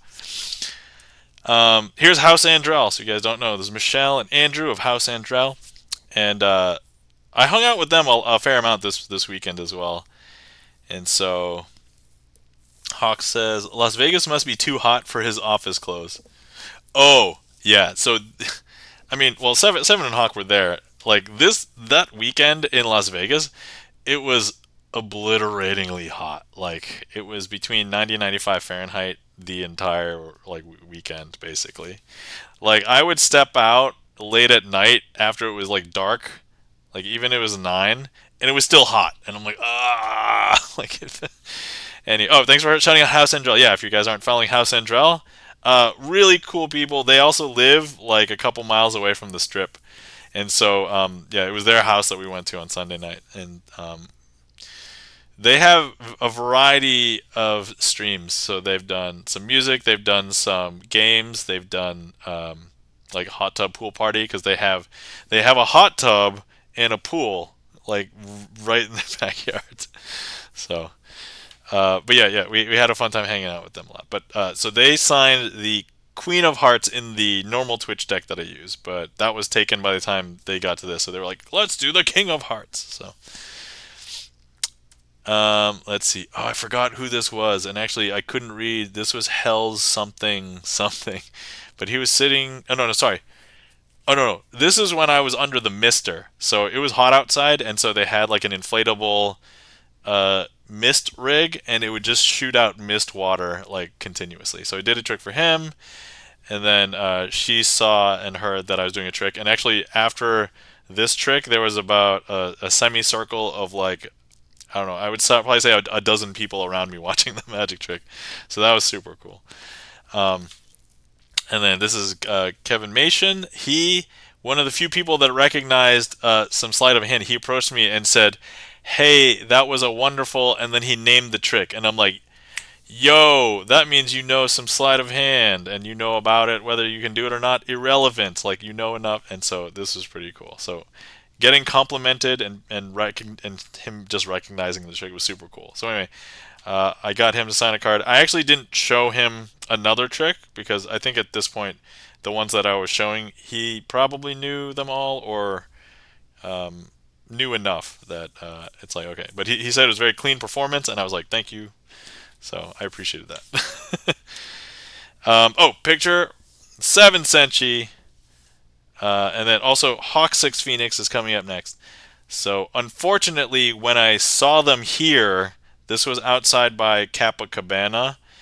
I was in a hurry to get to the workshop like early so that I could be prepared. But I don't. Oh, Seven and Hawk. I don't know if you noticed. I dropped these into Seven's Discord. So if you guys want them, you should have them available there. But I was like, oh, okay, I'll show you guys some magic later.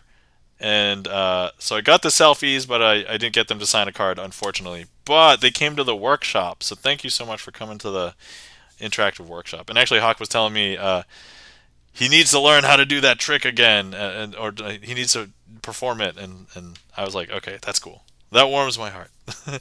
In our discords, you know how to take flattering photos at the right angles. Thank you. Oh, I mean, when I'm taking my time, I can. There's sometimes when I'm like in a rush and I'm like, let me just take 2 or 3 and then I choose the best one. And sometimes they all suck. But if I recall, I think I took 2 with each of you and then I just took the better one. But they were very similar. So I was like, well, eh. But I want to practice it. Yes! Hawk, yes! Practice the trick. Even if you don't do it on stream, that's fine. If you just do it for people and just... That'd be awesome. Let me know as you go. So anyway, this was my selfie with the database while they were doing their set at the TwitchCon party. I was actually dancing, which is why it's a little bit fuzzy. But I'm like, I want to have this one showing as well because I'm gonna remember the dancing. So I danced basically with Cashmere Feline for about a half an hour. I swear, Cashmere danced like the entire set, and I'm like, I was like, oh, I'm a little too old. I don't know if I can go that long. If I try it on stream, I worry I will flash something. I mean, if it's a practice magic stream, nobody can blame you. But you do whatever is comfortable for you, Hawk. I'm not going to pressure you. Meow too. I forgot to ask. Were there any Penn and Teller tricks that were new to you or could? Oh yeah. Most of the Penn and Teller tricks I could not figure out. When I watched them, I knew like maybe Teller was palming something, and that was basically it. Like I didn't know how some of the plots were gonna go, and the thing is like the Penn and Teller show, they have so many jokes in there that like once you hear the punchline of the joke, it immediately disarms you. And then if there's any follow up after that, you've kind of forgotten what you were tracking because you were just laughing. So it was the Penn and Teller show, magic show was just so enjoyable. And I'm glad I splurged for the seats in front. So when I was looking for my seats, I was like, oh, I could save $20 if I just go over here. And then I'm like, I'm just one person. There's a handful of seats like near the front. And so I just splurged for like one of the seats really up close. I literally got row F, so that's the sixth row from the front of from the stage. So and it was the good side of the stage because that's where their side so when they weren't doing stuff on the main stage and they just had like some stuff, that's where they would bring people and be like, "Oh, okay, here we're on this side of the stage." So I was like, so I was like really close to everything. So it was nice. How much was that for the sixth row? I think the ticket itself was like 90 something dollars, and then after taxes and fees, it ended up being like 150, 110, $115 or something. So, oh yeah, thanks for shouting out Meow too, and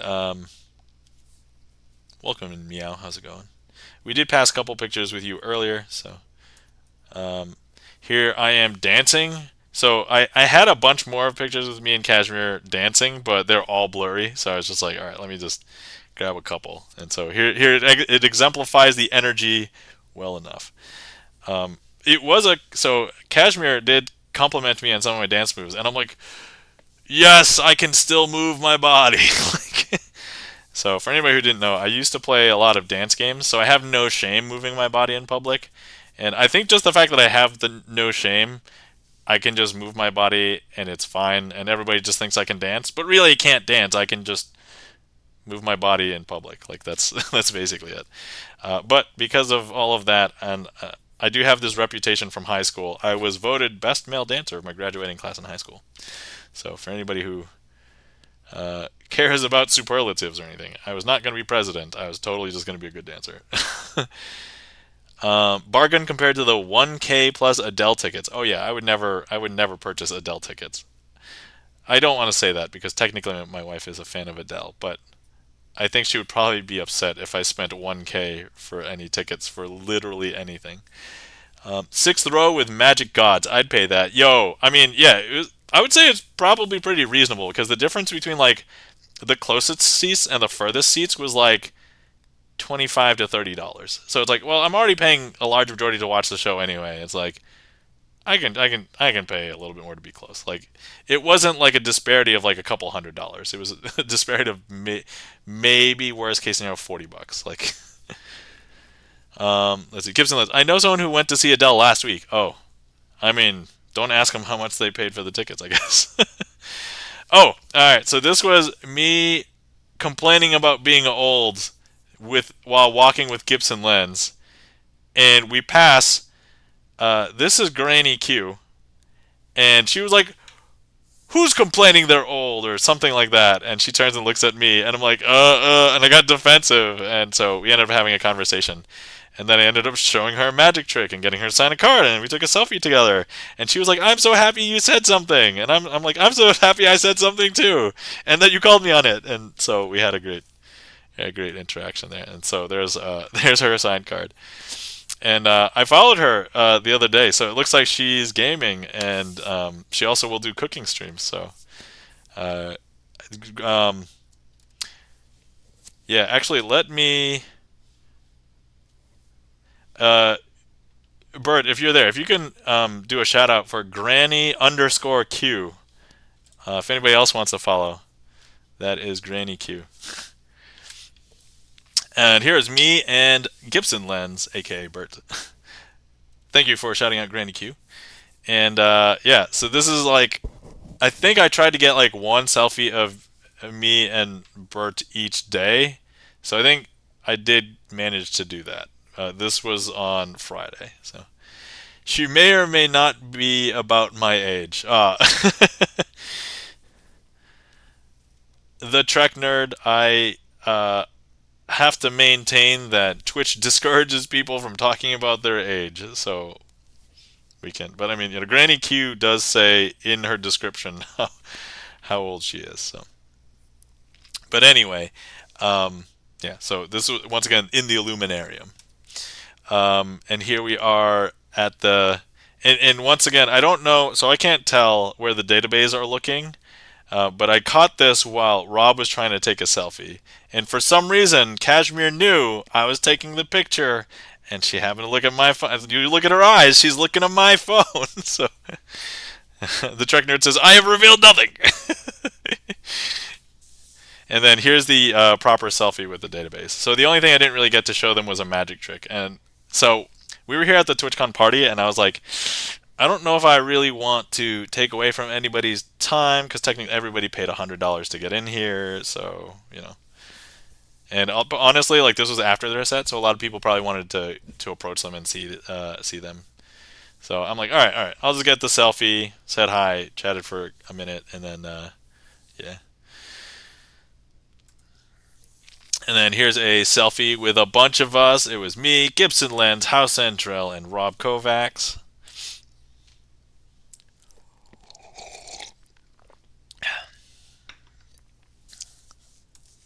And then here, so at some point between here and here, Gibson Lens and I were thinking, oh, okay, we remember Seven and Hawk were somewhere in here. We hadn't found them yet, so we were like, let's go look for them. So we were just hunting around. And then we split off because there was an exhibit that was open. And so it's like, hey, you want to go in here? And then I approached the door. I had a drink in my hand. It was kind of a fresh drink. And they were like, you can't bring drinks or food in here. And so Gibson Lens went in, and I was like, yeah, that's okay. I don't need to. I'm just going to tell you what, I'll continue looking for Seven and Hawk. And so he went in there. I continued looking for Seven and Hawk. Found Seven and Hawk, and then we connected with House and Drell and Rob Kovacs. So here's just a picture of them up top on the second floor. And then this was when I was like, hey, if you guys haven't seen the Illuminarium, I forgot if it was called the Illuminarium at this point, but I was like, you guys need to see the space thing. So we started to walk over there. But anyway, we eventually made it. So here's Michelle from House Andrell, and we discovered that we are Aquarius buddies. She and I are Aquarius buddies. You were really hyping up the Illuminarium. Yo, I mean, it was my favorite part of the TwitchCon party. So, you know. So here we are. This is selfie in the Illuminarium. House Andrell, Ume Zero, Rob Kovacs, Kashmir, and me.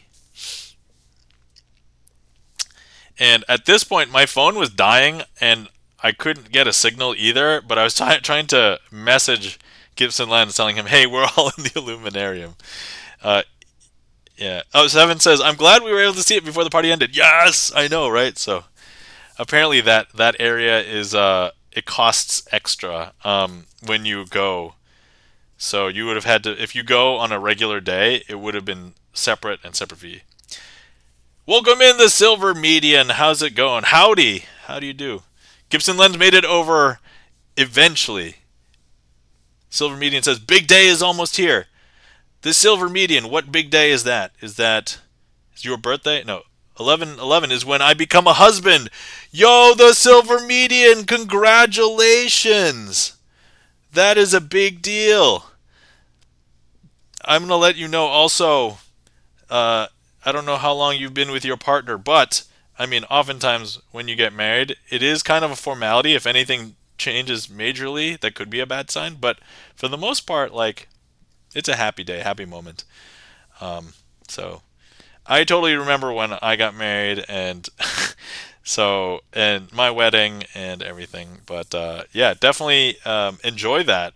And one thing I can suggest the Silver Median, almost 20 years. Oh, that's a long time. Definitely take pictures and video, and definitely reflect on it from time to time. So it definitely is a time to remember. But anyway, welcome in the Silver Median. How's it going? Thanks for stopping in and sharing your great news. Let's see. I will have been married. So next year will be my 10-year wedding anniversary. So let's see. Here's a selfie of Rob Kovacs, Ume Zero, and me. Still in the Illuminarium. And then here's outside. There's Rob Kovacs, and that's Andrew of House Andrell and Kashmir. And then this was at the party at Hennessy's in downtown Las Vegas. So this is Existence 130. I don't believe she was going to TwitchCon, but she was going to this party, so that's where I saw her. There will be pictures. Yes, there will. The silver median, that's awesome. Yeah, whether you take them or not, uh, get everybody to send you their pictures. But no live stream wedding. Yeah, I didn't stream back when I got married, but even if I was streaming, I don't think I would stream my wedding. No offense to everybody else, but 10 years is a big accomplishment too. Yeah, yeah. I'm noticing a theme. 90% of the pictures were outside or in around the illuminarium. I mean, look, that was just. I mean, there were a lot of pictures in the illuminarium. Okay, so those of you who are in the music scene should know. This is Joyce Lee Music. Got a chance to show her a trick and get a selfie with her as well. Although we're not holding up a card, so I don't know if did I get a card signed. I don't know if I. So she watched a trick. I don't know if I got her to sign a trick. Or sorry, sign a card. This is Tyler Alexis Music. She was also there, and so full disclosure, I didn't know who she was when I met her, and then, so I just followed her recently, like this week. But yeah. Meowtwo says, "You have kids then?" I have one kid, and that kid is 2 years old. So Silver Median says, "All right, I'm gonna do some work." All right, Silver Median, you do whatever work you need to do. 11/11. That's only like 2 weeks away. So happy trails, y'all. Silver Median, have a great night. Thanks for stopping in. Take care. We'll talk to you later. And this is Holly. Holly Tatnall was able to show her a trick and get her to get a selfie with me as well.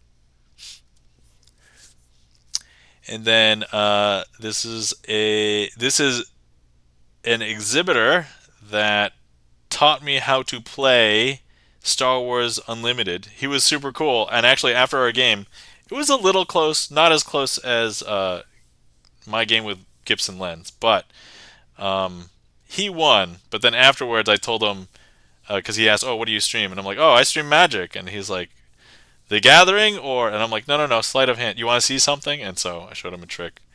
Actually, I showed him two tricks. Um, so yeah.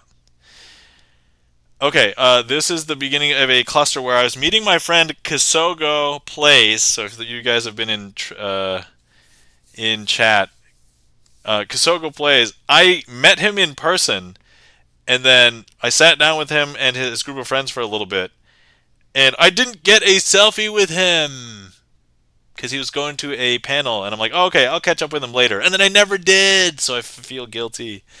And it would have been nice to get a picture with him, but I saw him. I gave him a hug. So, but I ended up showing all of his friends magic and getting them to sign a card, and I did like a bunch of different tricks for this group of I think 6 or 7 friends, and yeah. The Trek Nerd says my divorce anniversary is 11/17, and yes, it's to be celebrated. All right, the Trek Nerd. Congratulations, or sorry, early congratulations on the divorce anniversary. I'm having more trouble saying that word than anything else. Meowtwo, where do you know him from? Oh, he's a productivity streamer and also plays RPGs. So I forgot whose stream I was in, but then we raided into Kisogo's stream, and that's how I know him. Meowtwo, we've been good friends for years. Oh, no way. Okay, so yeah, I only know him in the context of Twitch. So, but yeah, only like in the last couple years, or in the last like year and a half, really.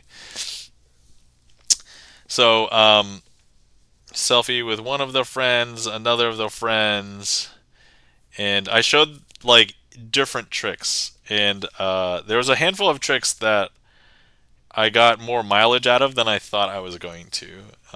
One of them was Apex Aces. So if you guys are forgetting what that is, you can request it tomorrow on the Sleight of Hand Sunday Magic stream. Oh, here's the Basilisk representative that I chatted with for a while. That gave me this. But apparently he knows some people in the esports scene, and if anybody knows Artosis, I know Artosis from high school. Yeah. So, and then here's the Sunday. No, yeah. This was Sunday, right? No, this was Saturday. I forget. Wait. There's the date. 10/22, and 22 was the Sunday. Yeah. So this is the me and Bert selfie on Sunday. All right, there we go.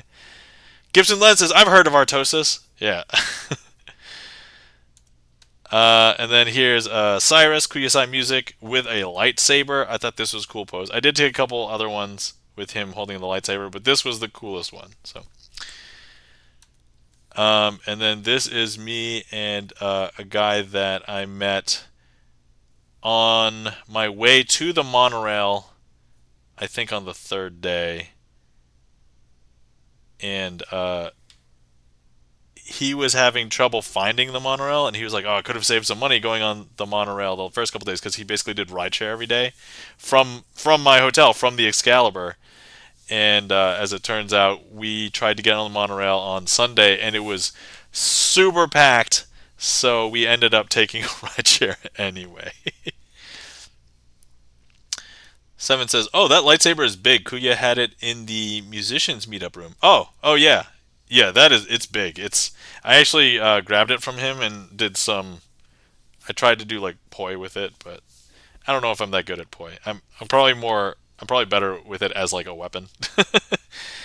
I thought I was gonna hit someone with it by accident. Oh, I was outside and I tried to stay far away enough, but yeah, it had a good weight and had a good length to it. Where was I? Oh yeah, so we ended up taking a ride share, and then we split ways, and then I saw him again randomly in the convention center. So I sat down and then did a proper magic trick for him and got the selfie. So, and then here's an outside me and Bert one. So I think I remember we had a discussion about wearing applying lotion and SPF protection, and I got away with it.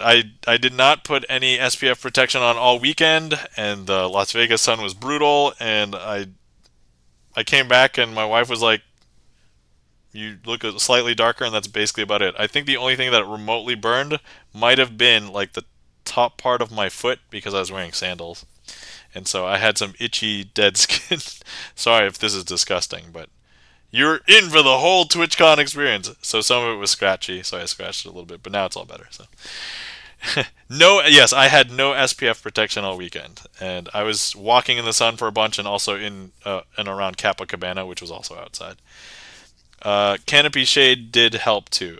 It did, but a lot of us complained that if you take a look at the canopy right here, they had gaps that I feel like were unnecessary. Like we have the technology to cover that. But I was trying to think of a reason why they wouldn't want to cover that, and it's probably because if the heat built up underneath, these would allow it to escape. But I don't know. I would have rather just had a straight up solid cover. But I did use sunscreen, it says at Gibson Lens. Yeah. Here I am with Dom Palombi Music. Also showed him a trick as well. And here's Jump for Joy, for anybody who's seen Jump for Joy in music streams. I don't think Jump for Joy streams, right? Can somebody verify that?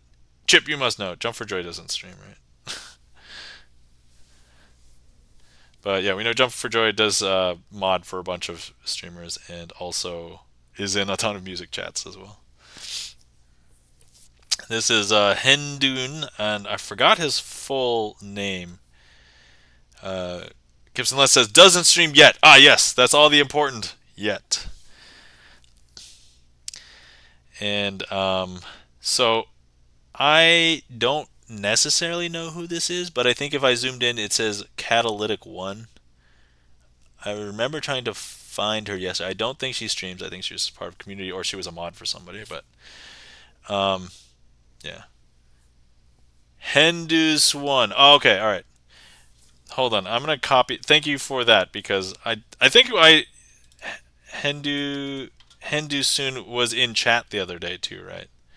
Hold on. I'm just gonna do this so that you guys are not. I just need to note this before I forget. Okay. Thank you for that.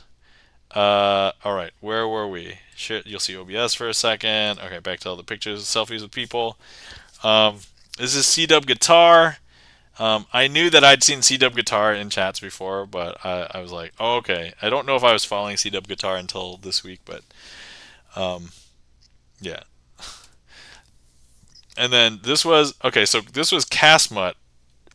This was I'd showed her a trick earlier in Artist Alley, and but she was like, it's because I got the selfie with them, but she didn't get a selfie with me, and so she was like, hey, can I get a? I was like, oh yeah, that's right. So I pulled up the card again that they signed, and we got another selfie. So this was the one that I took, but then she also got one. This was Eat at Dad's. So Eat at Dad's and I met because we were both waiting for food outside the same food truck, and I was like, "Oh hey," and he was like, "Oh hey," and then we talked about what we streamed, and then I'm like, "Hey, you want to see something?" And here we are. And then he was actually one of the first people. Actually, he was the first person that I didn't know that uh shouted me out in his. I forgot if it was Twitter or if it was Instagram. I think it was Twitter. Sorry, the artist formerly known as Twitter. Um, and I was like, "Oh man!" So I shared this picture with him and said, "Man, it was great meeting you too. Awesome. Thanks for the." And I don't know. He said thanks for the magic trick, and I'm like, "Oh, I'm glad you enjoyed." So it was a good time. Confirmed. It's Hendu soon. All right. Awesome. Thanks. Thanks, Bert. Okay, these three guys were watching the end of the magic trick with Eat at Dad's, and they were like, "Wow, that was so cool." And I'm like, "Oh, okay. Hey, I could do a magic trick." And the guy on the right, he was holding a commander deck of Magic the Gathering cards, and I'm like, "I can do a magic trick with those cards." And so I did one. And for anybody who doesn't know, most of the cards in the commander deck are unique. And so when I made it look like either the same one was jumping or multiple, they were like, "What?" Like so. Anyway, here's another selfie. Me, Gibson Lens, Noctunes, and Tony, and Vince Van Gogh. So I just followed Tony this week, but I saw Tony um, raid into Gibson Lens' stream last night. So, but this was a fun time because this was after I'd grabbed that food and I ate at the table that they were sitting at, and we chatted a bunch, so it was a good time. This is me and McDoodle. I caught McDoodle in front of the Yamaha booth in the expo hall. So for anybody who wasn't there, the Yamaha booth basically became the informal place inside that was air conditioned, where a lot of musicians would show up to play a set. So, but yeah, showed her a magic trick as well. And then I did not actually perform a trick for Vin's Noctune and Tony outside, so we did it inside, where it was air conditioned. So, but yeah, they all signed a card, and I did one trick with all of them at the same time. So that was a good time. 7 Cent, says, I saw some people streaming on the Yamaha piano. Yes, yeah, I feel like once it was established that people were hanging out there for a little bit, I think a lot of streamers ended up streaming a bunch from the Yamaha booth.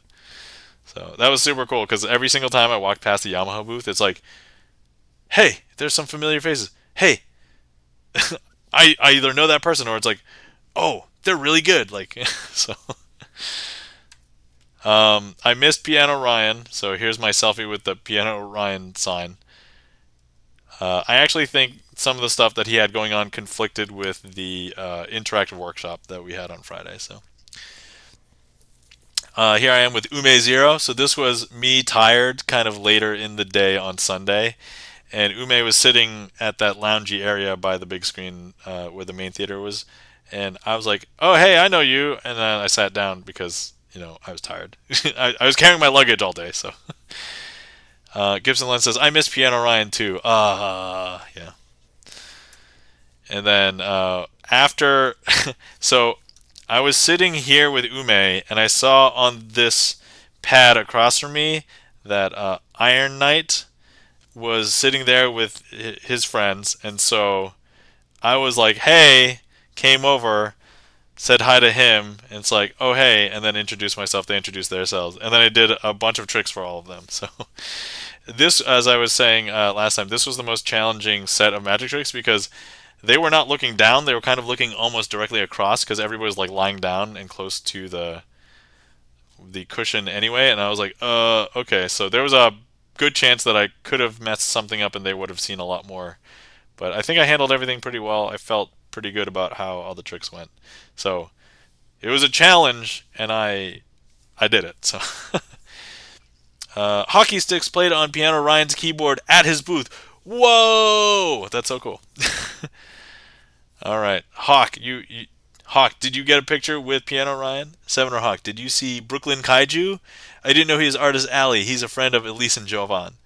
Yeah, I did not see Brooklyn Kaiju either. So it was funny because I was actually taking the time and I basically went down, up and down all of the rows of Artist Alley except for one. And I was like, I swear, Brooklyn Kaiju, it probably would have been down that one. And I was like, ah. So anyway.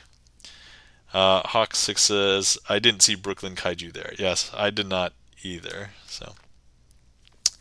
And then this was like when the end set was happening. So there was a table that was partially shaded, and I'm like, there were three guys there, and I'm like, hey, can I sit here, guys? Kind of initially being like, hey, I need a place to sit down, and I have my heavy luggage. But deep down, I was like, all right, I'm gonna meet these guys. I'll show them a magic trick, and they were amicable. So there we go. And yeah. See, Seven says, I didn't see him, but I found out he was there when I saw his name written next to mine on Sea Dog's art wall. Oh, that's yeah.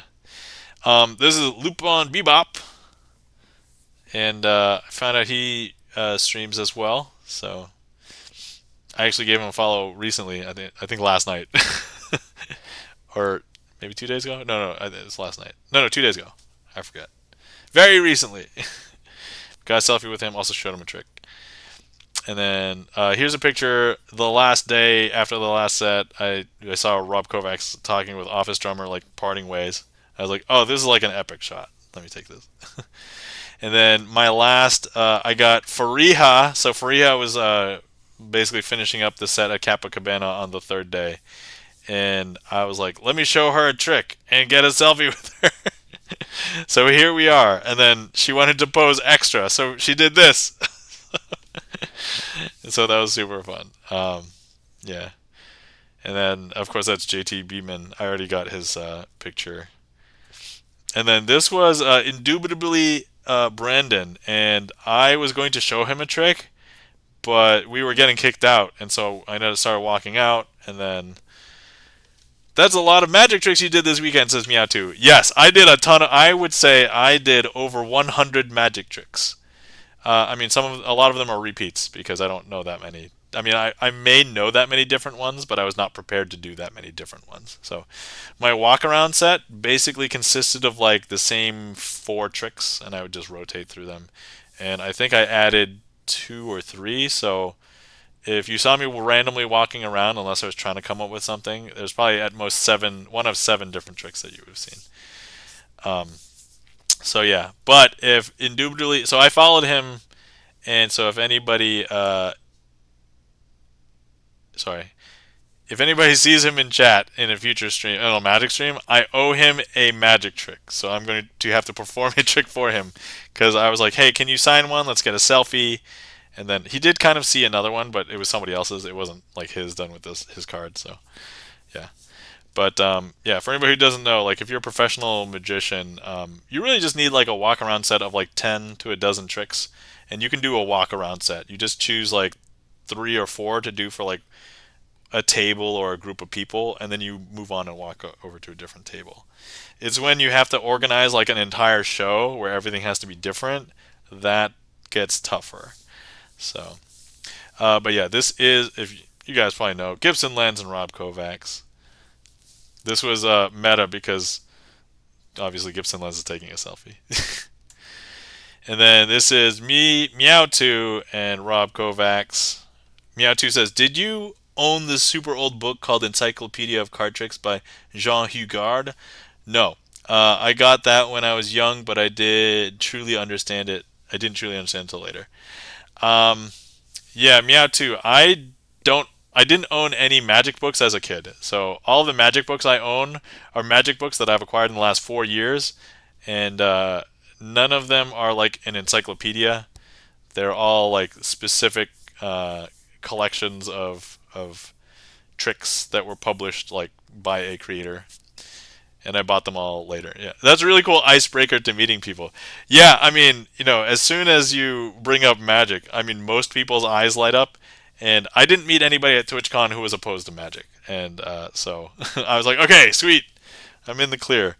But it's also an excuse like to get close to a random group of people where like you don't know anybody, and so because I don't have that reservation of like, first of all, I realize that everybody's here at TwitchCon to have fun and hang out, and probably for a lot of people, they want to meet new people. And some people are either too shy or they don't want to like approach somebody. And so I'm like, all right, I'm gonna be that guy. I'm gonna go meet everybody. So here we are. But yeah, it's a nice excuse to be like, hey, I'm coming over not just to randomly talk to you, because some people might construe that as creepy. But if I told people that my goal, and this really was my goal, to show people magic tricks, get people to sign a card, and to take a selfie with them, because I used to always love taking selfies. It was harder to do without the magic, but now with the magic, it's like it's so much easier. So I'm like, yes. Here's me, Vins, and Seven. Seven, you got the pose going. This was a wonderful pose.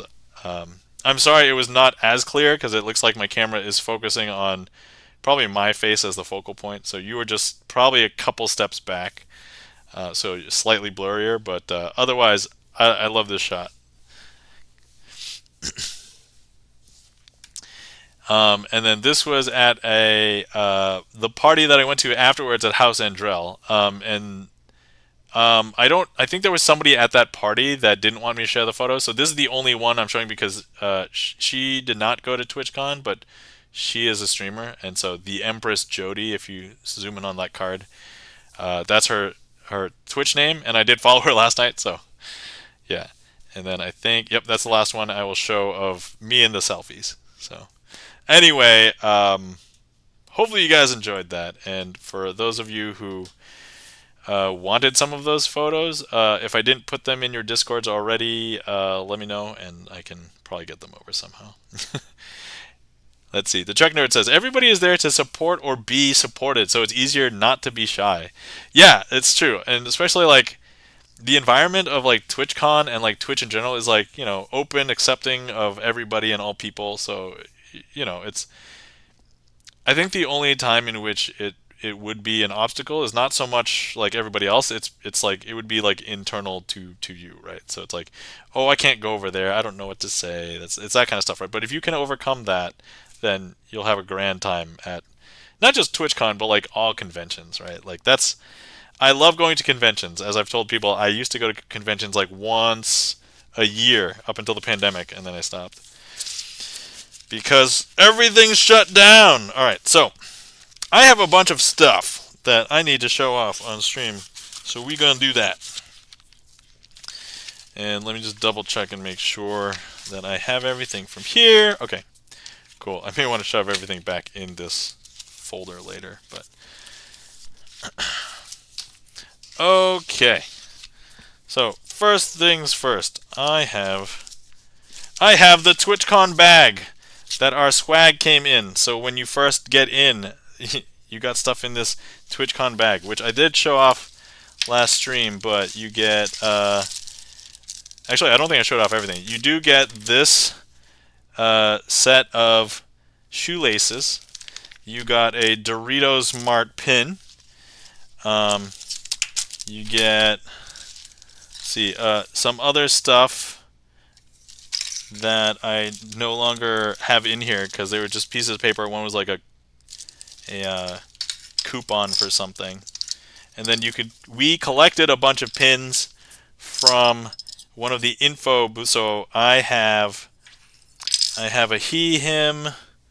They had musician ones, but I'm obviously not a musician. So I hacked a musician one to say magician, because there's only 2 letters difference.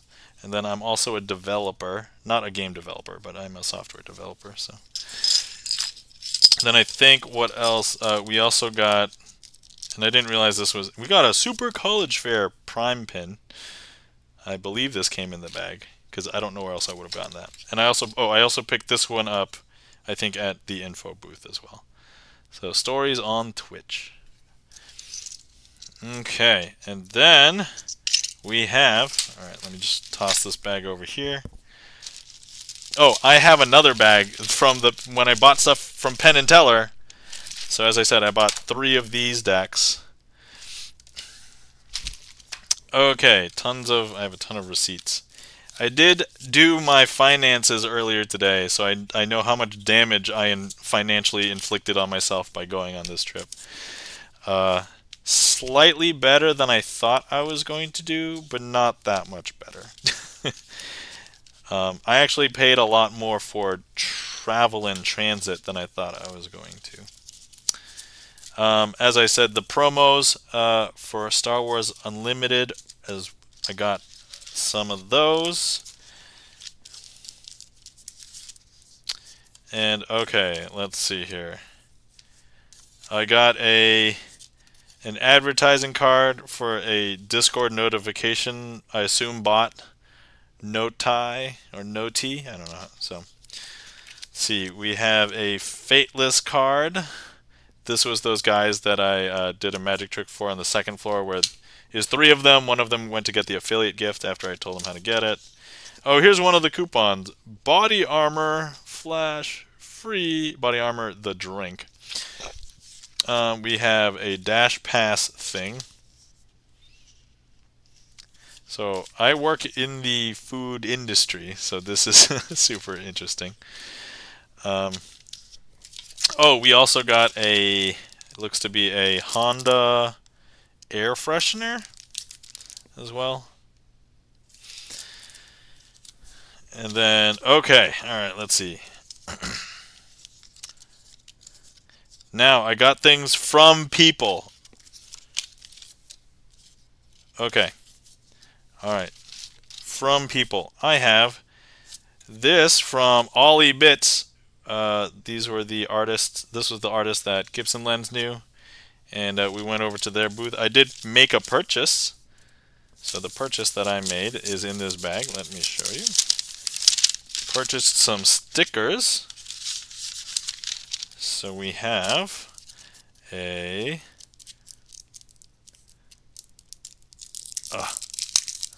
they have this small little package here, but I think about 3 stickers. And I got them because they will fit perfectly on a playing card. We have a D20. We have a heart, a red heart. And then we have Sans. So Sans obviously from Undertale. The heart could also be from Undertale. The heart could also be from like any Zelda game. And then the D20 is D&D. So I could potentially get creative. I probably won't be getting creative on stream with these until probably after Thanksgiving, because I've got some holiday travel to think about the next couple weeks. So I got an entire sheet of stickers from Cashmere Feline. So we have this. So I believe all of these, so there's 3 main stickers. These 2 will fit on a playing card. This one I believe is just too big to fit on a regular sized playing card. So we'll see how that goes. Let's see here. Have a card from a sketch artist, Deimos Erebus PC.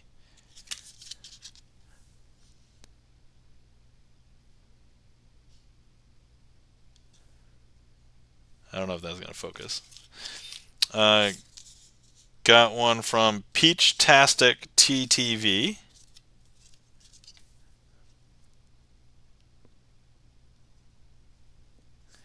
Deimos is a mod for McDoodle. Ah, okay. Gotcha. Thank you for letting me know. And you would know because you're also a mod for McDoodle. Got one for Pando.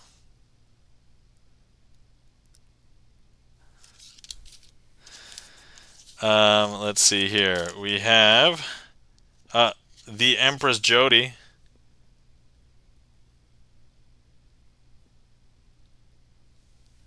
All right, here we go. Here's the card from Eat at Dad's.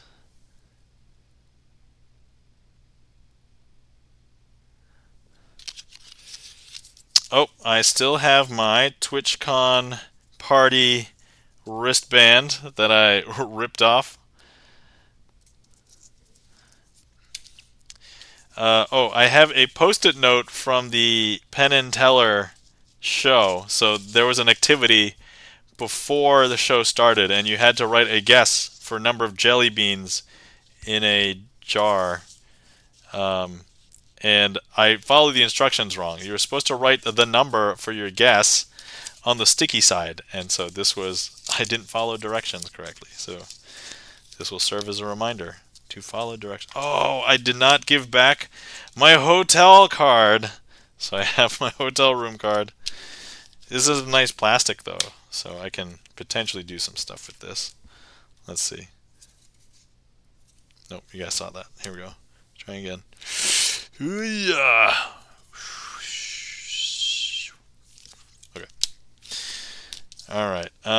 Let's see here. We have a sticker from McDoodle. This is shiny. There we go. The hotel kiosk told me to keep one keycard, so I did. Awesome. Yeah, so at first I tried to check out of my room in my room, and it was not like connecting or registering somehow. And I don't know if it was like internet based or something. So I'm like, all right, let me go down to the front desk. I go down to the front desk. There's 50 bajillion people in line waiting to check in or out. And I'm like, I have no choice. I'm not waiting in line. So then I tried the internet. I tried to do it online again, and then it worked. So it must have been like internet connectivity or something. But I was like, okay. Whew, thank goodness I didn't have to wait, because that would have been horrific. Let's see. We have one from Kitty Devil. So this, we were walking out to House Andrell's car in the parking lot, and we were really close to them. And Andrew of House Andrell made a nonchalant comment about, "Hey, I suddenly feel like I'm in the mood for McDonald's," and I was like, "What?" And I was like, "Was he serious?" And then I looked over, and it's like, oh, so there was one person dressed up as like a sexy Ronald McDonald, and someone dressed up as like the Hamburglar. So I was like, oh, okay, and so that card came with a little burger. On Gibson Lens's stream yesterday, Gibson Lens was showing it off, and it's like, and a little toy burger, and I'm like, no, that is actually candy. You can consume that burger. Let's see, so that was, let me see, yeah, showed off McDoodle's alright. Vin's Van Gogh had a really big one, but that's a glamorous picture of Vin's, so there you go. Gibson Lens says, I'm not consuming it. I have yet to consume it, but that doesn't mean I won't. I didn't get a card, but the guy gave me the gummy burger. That's okay. Yeah, so if you want to... Oh, I just shoved it into this pile. Hold on. So yeah, that is for Kitty Devil. Let me see here. Oh, on Twitch is Ms. Devil. MSDVIL. So, if you are curious, that's... Come on. Focus! Alright, maybe you just make out those letters even though they're fuzzy. But anyway. Also, we got a bunch of stickers from House Andrell because I was over at their house, and then well, actually, they gave me these before I went over to the house, but then we went over to the house, and then I took a few more. So, so we have a bunch of these. And then Thug Shells, for anybody who didn't stick around for the end of last stream. Gibson Lens and I were sitting in the corridor, and Thug Shells came over and did a rap for us, starring us. So starring Crazy Asian and Gibson Lens. And then I did a magic trick for Thug Shells. So I didn't get her to sign a card, and I don't have a selfie, but I have a video of her rapping about Crazy Asian and Gibson Lens. And I was like, ugh, what more could I ask for? And then I got the database sticker as well. 7 Century says, I ate it right away. Were you hungry at the time? Because, yeah, when I'm hungry, I'll kind of eat anything. Okay, so we showed off some of the decks of cards, showed off all the selfies, showed off all this stuff. Oh, I said I was going to show off the deck of cards that Dark Fira TTV got me. So, this is the deck of cards. I technically opened it, but I didn't really pull everything out because I like to open my deck of cards a very specific way. So, Hidden Wonders, and actually I'll give you guys... Seven says, I was hungry. Yeah, I gotcha. I understand. So this is a deck, and it is a limited edition deck because normally when you can tell that they're kind of collectors is that on the back there is there's a number. So this one is 1575 out of 3000, and all I've done is so for these ones there's a tab, and I leave the cellophane on it. So as magicians, we like to use our deck of cards and keep them nice. And I leave the cellophane on it for two reasons. Number one, it keeps it cleaner, the box doesn't get as damaged. And then the second reason is if I have cards that I don't want to have in the deck. So for example, if I pull these cards out and I'm like, I don't want the jokers in here, I can place the jokers into the cellophane. And oftentimes there's like a card design that looks exactly like the back card design. So I'll leave them there. So let me just do that, for example, here. Shove them all the way in, and then when I need them, I'll pull them out. But that's a reason why to leave the cellophane on, if anybody cares about their decks of cards. But anyway, let's take a look at these. So we've got, here's what the Ace of Spades looks like. Hidden Wonders. To my magician eye, I'm not seeing anything immediately fishy, but I do sense that there could be something at play here, a little bit more than the backs can tell. But the nice thing is that the aces have gigantic pips, no matter which one it is. And then the face cards look pretty much like normal face cards. Are these marked ones too? I cannot confirm nor deny because I actually don't know. So sometimes when you see some new cards, these ones may be marked, may not be marked. I don't know. I'll have to do some research or ask around or something. But the backs, it's not immediately evident if it is or not. So I can't say. They look identical just at first glance. So there's this trick to see if there's anything strange, but sometimes it is very overt. You can just riffle. Kisogo plays. Look at this cutie. Kisogo plays. You missed my pictures of your friends earlier, but I realized, and I was really upset about this, that I did not get a selfie with you. I sat down, hung out with you, and we hugged, but then you were going to a workshop, and then I totally forgot about it. And then I was like, oh, I was going to meet up with you. And by the way, everybody, Kisogo, nicest guy. When he heard about my plight of carrying all of my stuff with me on Sunday, he offered to just let me leave all of my stuff at the Airbnb he was staying in. I'm like, that's awesome, man. So thank you so much for offering that to me. Sorry I couldn't take you up on it, and then I was so there was just stuff that came up all day Sunday, and then I ended up not seeing you again. It's because no, that's not it. I don't hate you. I do not hate you, man. That is not it. That's it. I'm going to shout you out. Boom. Alright, if you're not following Kisogo Plays, please give Kisogo Plays a follow so that he believes that I don't hate him, because I don't. But anyway, yeah, so that was my primary regret. Didn't get a picture with you. I'm sorry. I love you, man. Don't hate me. Sorry, should I? Is it? Dude, it's all good. I just want to make sure you were good. Yeah. Thank you so much, man. I was good, and thank you for the offer. I greatly appreciate it. I'm sorry I couldn't meet up with you again. That's okay. I'll have to make it happen another time. Okay. Whew. So, that is that. Let me. Is that it? I think that's it, right? TwitchCon deck. All right, Kisoga plays.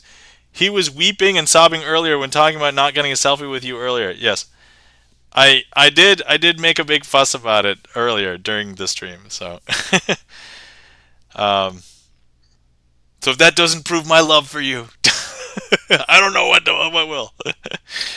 Kisoga plays. It's my pleasure. My friends were so blown away by your tricks. They talked about it for like 2 days. That's awesome. Yeah. I'm so sad too. Oh man, that's okay. We'll just have to find a time for you and me to just meet in person again, and then we'll hang out and have that drink, because originally that's what we were talking. We were gonna have a drink. So I'm glad at least I got to see you. I later found out that there were people that I found out that were going, but that we didn't get a chance to see each other. So I was like, oh, okay. At least I got a chance to see you. Okay. Oh, the thing I didn't show off yet. Videos. I have videos. All right. Full disclosure, I don't want to go through all of these videos, so if I end up skipping some of these videos, that's okay. The one video I will play through completely is, of course, the rap with Thug Shells with me and Gibson Lens. So, all right. So you're gonna see OBS for a second, and then no, we want VLC and a bunch of videos. All right, here we go. This was my first. I think this was the first group that I saw over at Kappa Cabana. So I'm like, all right, this is going to be the first Kappa Cabana set of people.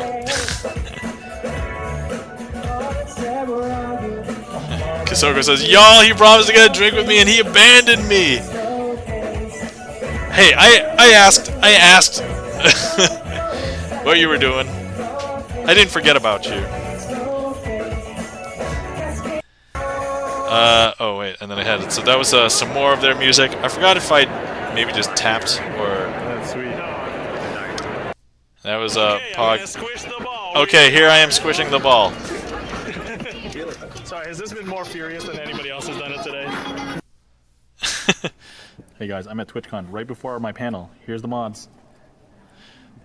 And this is how big the room is before anybody gets in here. Kisogo says, I was there for a week! I know, I'm sorry. I was only there for a few days, and just for TwitchCon. I hope it fills up, and it should be good. I think it'll be fun. It'll be great. I better make it fun. It'll be great. Should be amazing. Alright. Oh, okay. If anybody was curious about the Omega Mart, this happened inside of the Omega Mart. So this is one of the rooms in the Omega Mart.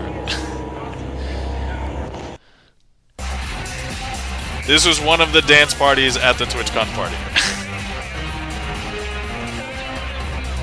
Yeah. I was talking with somebody that I ran into. I think it was Foxit Tales. Here's the database, and they're set. So is this at Meow Wolf? Oh, not this. Just 2 rooms ago. This was at the TwitchCon party. The bass was so strong that if I left my drink on the table, it would actually slide away because of the bass vibration. I was like, holy crap. There's the drink. This is the table. This is inside of the Illuminarium video. And that's the small room too. That's not even the big room. This is the big room.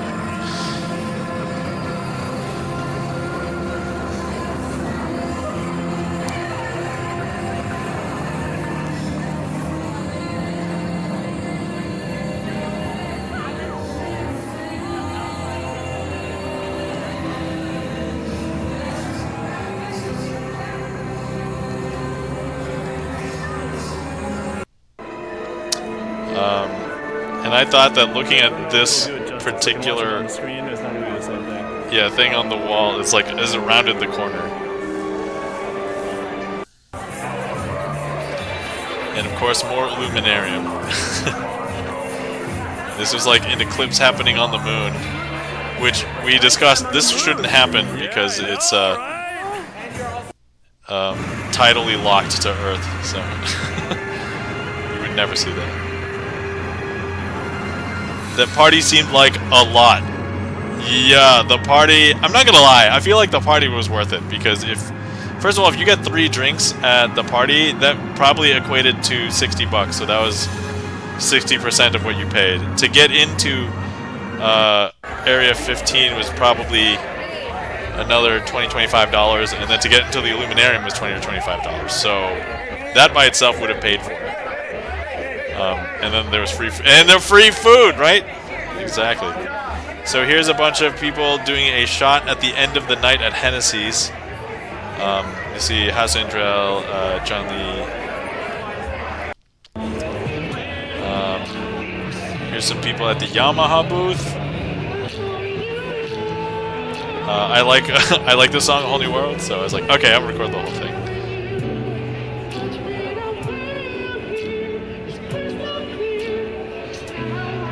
But we don't have to watch it. It was funny because they were yelling things too. They're streaming at the same time. So.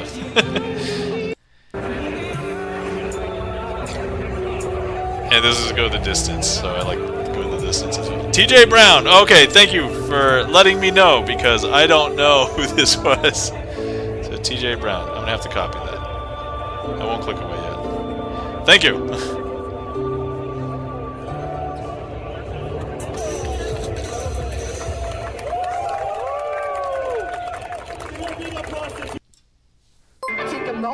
Okay, we're gonna watch this whole thing. This is the rap.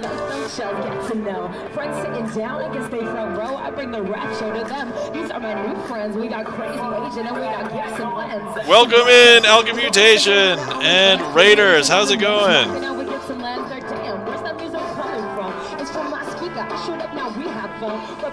Hold on, I'm gonna start this video over. I'm just gonna pause and let's say hi to Raiders. Oh yeah, and here, yeah, it's Thug Shells. Hey, welcome in, Alchemutation and friends. How's everybody doing tonight? I'm having TwitchCon Debrief Part 2, where I am talking about all the pictures, which I already talked about all the pictures. We're looking at the video now. I showed off all the swag. But welcome in Placenta of Doom. That's a hilarious name. J. Cronco Dog. Wait. Oh, J. Cron Cody Dog. Sorry. And then, how's it going, Alchemutation, aka Craig? How is your stream? How are you doing? Insane Canadian rapper. I know. All right. So, for anybody who didn't know, Thug Shells was literally around all weekend, and every single time I saw her, she was rapping about something, somebody. She could freestyle rap about literally anything. And I no less saw her rapping like 12 different times. But the story was Gibson Lenz and I were sitting in a corridor, and then I see Thug Shells coming, and I'm like, oh, that's where the music is coming from. And Thug Shells like sees me gesture, so she comes over to me, and then she just starts rapping about me and Gibson Lenz. So I'll play that in a second, but Alchemutation, how was your stream? How were you doing today? What were you up to?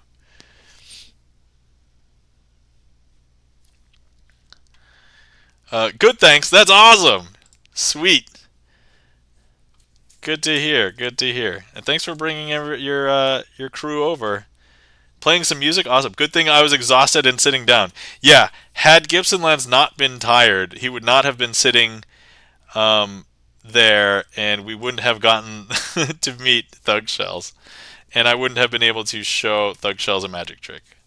So, okay. All right, cool. Let me just note some names there. Thank you, Chip, for those. And, oh yeah, Seven said, oh, I saw her around a lot. Yes. So Thug Shells was around everywhere. Okay, all right. So let me go ahead and go back to sharing the screen. You'll see OBS for a second. That's not it. Okay, here we go. I'm going to start this video over, and then we will hear the entire Crazy Asian Gibson Lens rap from Thug Shells. Take a moment for Crazy Asian and take out his phone. Let them shall get to know. Friends sitting down, I guess they front row. I bring the rap show to them. These are my new friends. We got Crazy Asian and we got Gibson Lens. So what's up? I know I'm saying hi to all my friends. Crazy Asian in the mix, rocking out with Gibson Lens. They're damn. Where's that music coming from? It's from my speaker. I showed up now. We have fun representing it. Pump with funky songs. We're doing it right here at TwitchCon.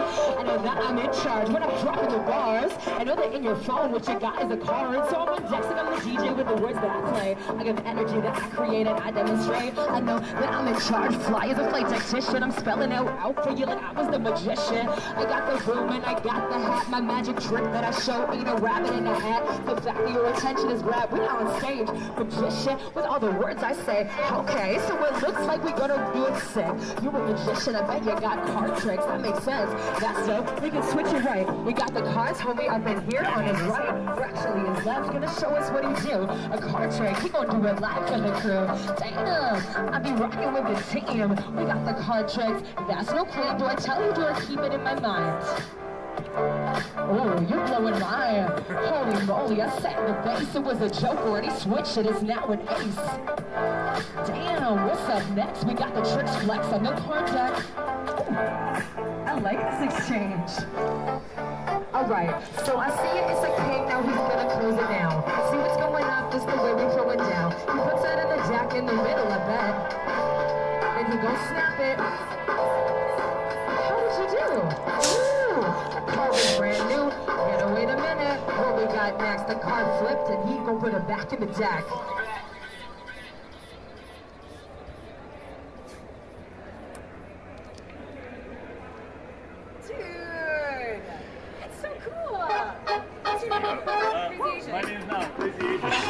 Yeah, the fact that I got her like natural reaction to the trick on video as well. So Gibson Lens, Bert, thank you for being tired, and then also thank you for holding onto the camera as we. So I showed her two tricks. So I showed her a color change, the snap change, and then I showed her that trick, the ambitious card trick, and so yeah, so that was super cool. That was 7 Cent, she says, "This is awesome!" Yeah, I know, right? And then, let's see, Alchemmutation says, "Ha ha ha ha!" And, that's awesome, right on. Yeah, this is so cool. It's so fun. Yeah,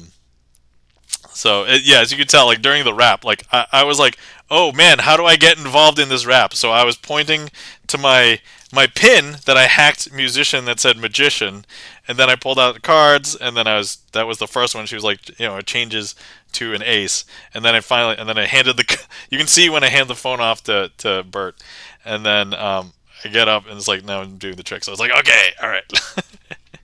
So it was so cool. Fun time. What else did we say? Oh, we're recording for another 20 seconds.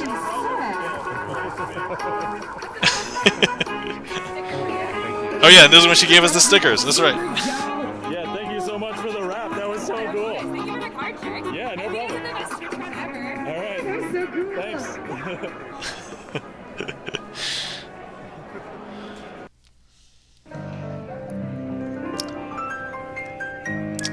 This was Fariha at the end. I think this was on the last day.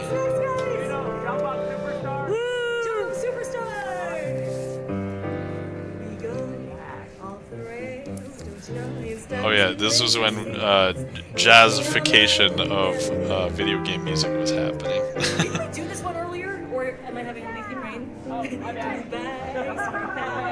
the word, I'll be there in a flash. You could say my hat, say to you. Oh, we could zoom all the way to the moon from this plane. One wacky world, jump with me, 5 points with me. Yeah. Okay, yeah, this one's kind of long.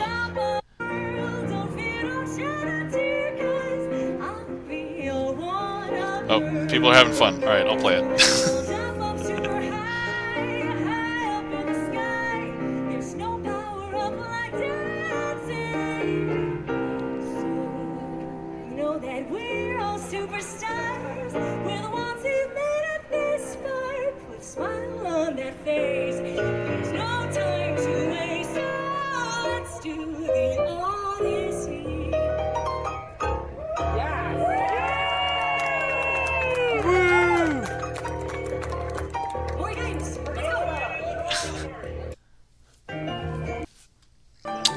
was me just holding my finger, I guess, over the camera.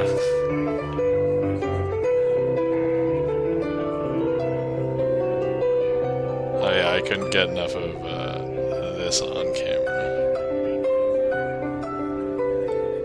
Another day to find you shying away. I'll be comfortable, can on me. Take me on. So unfortunately, I never made it to Copacabana and was able to stay long enough without like interacting with other people or like being beaten by the hot sun.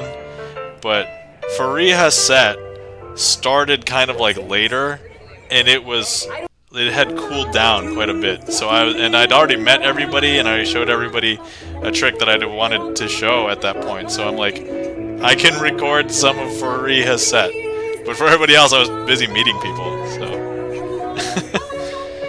Take the flights and then we will be our guests.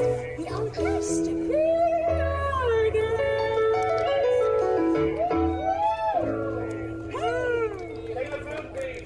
What was that? Sailor Moon. Remind me how. Tout ce que je peux, car rien n'est gratuit dans la vie. So yeah, I guess a third of my videos are just Fariha's set. Yes, this was the first set where it was comfortable to be outside. Yeah, right, Bert? So I was outside, and for the first time in 3 days, I was like, ah, this is okay. I'm not dying.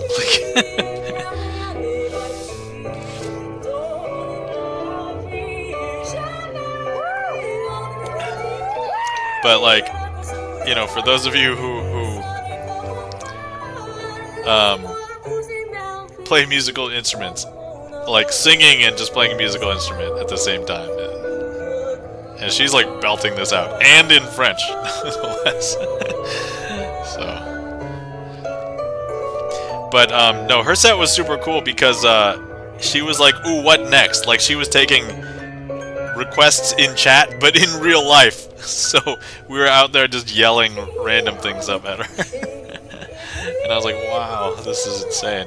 Because I think most of the other musicians had a set where they went through some stuff and they had agreed on a bunch of stuff, but like Fariha was literally just taking crowd requests.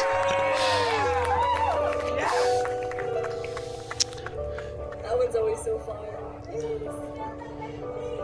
Zelda medley? Oh, just as many as I can do.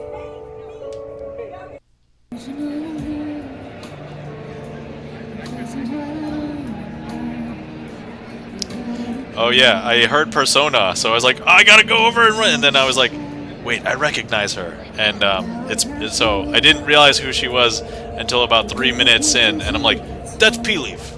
So.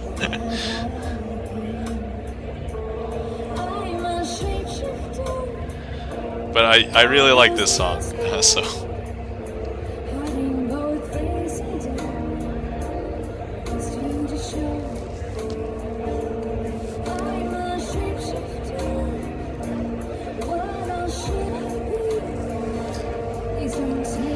I'm not sure why some of these are out of order, because the videos for Fariha should have been last, and this I definitely recorded before that, so I'm not sure what happened.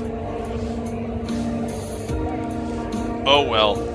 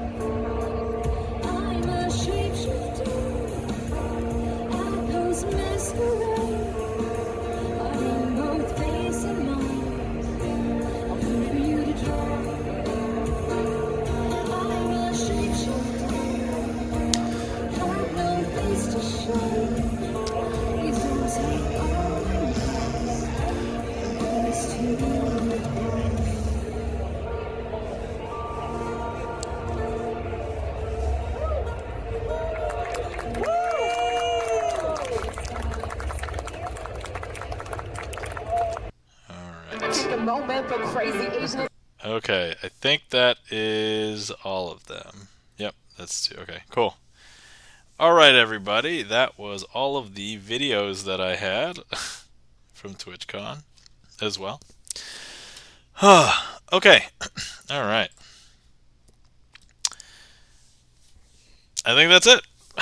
I don't know. Does anybody have any questions? Anything else they want to see again? Anything else they want me to go over? Anything else? I'll show this off again. Playmat from Star Wars Unlimited.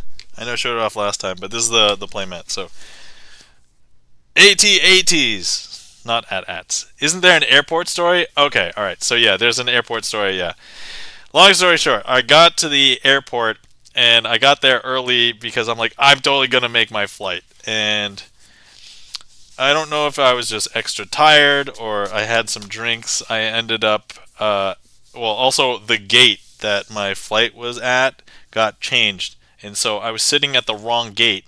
And when it became too late, I'm like, we should be boarding by now.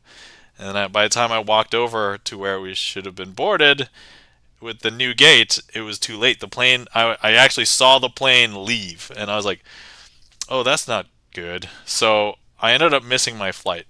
Now, I would normally be like, oh, that was my fault, and maybe I was tired, whatever. But I wasn't the only one who missed the announcement. So there were 4 people that missed this flight, and they were all like, also including me. So 3 other people. So these 3 other people were there. They weren't like, they weren't like running late. They were also in the airport. So like the 4 of us all missed this, and I'm like, I think there should have been a little bit more, obvious notification. Anyway, long story short, I ended up getting put on standby for the next flight out. Did you have the app for the airline? Sometimes it'll send notification to your phone.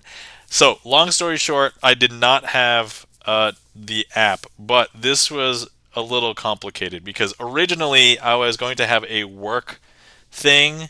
I was going to have to travel for a work thing right before TwitchCon, and then I was going to leave the work thing to go to TwitchCon. And so I actually got 3 one-way flights originally to go from home to the original place that the work stuff was going to happen was in Denver to then Las Vegas and then back home. But then the work thing got canceled, so then I had to rebook a flight, and it was on a different airline, and so I didn't feel like having like 5 airline apps on my phone, and I'm like, all right, it's fine, I'll just have everything. But it was super complicated. I had to get like reimbursed for stuff for the work flights or the flights to and from work. Originally, I was just going to pay for the flight to go from the work thing to TwitchCon because that was technically personal, but it was like, wait, you guys said I was going to be in Denver, and I ended up not being in Denver, so I was like, it doesn't seem fair. So anyway, so that was super complicated, but I understand what you're saying, and I deliberately chose not to have apps on my phone for a bunch of airlines, basically. So I missed the flight. So I ended up getting put on standby for the next flight, which was 6 hours away. So I'm like, okay, let me try and get some sleep. Obviously, I sleep for a very little amount of time, and then move around, get something to eat, go to the bathroom. So the next flight comes around, and everybody gets on, and then they start calling people. So 1 or 2 people later, and then I hear my name. I'm like, yes, I can make it onto this flight. So I get onto the flight. And then I'm in there for about 20 minutes, and then the captain over the intercom says, I'm sorry, but we're going to be delayed. The flight crew says that there's something wrong with the airplane, and we can't fly with this issue if it's not solved. And so the captain says, go ahead and deplane.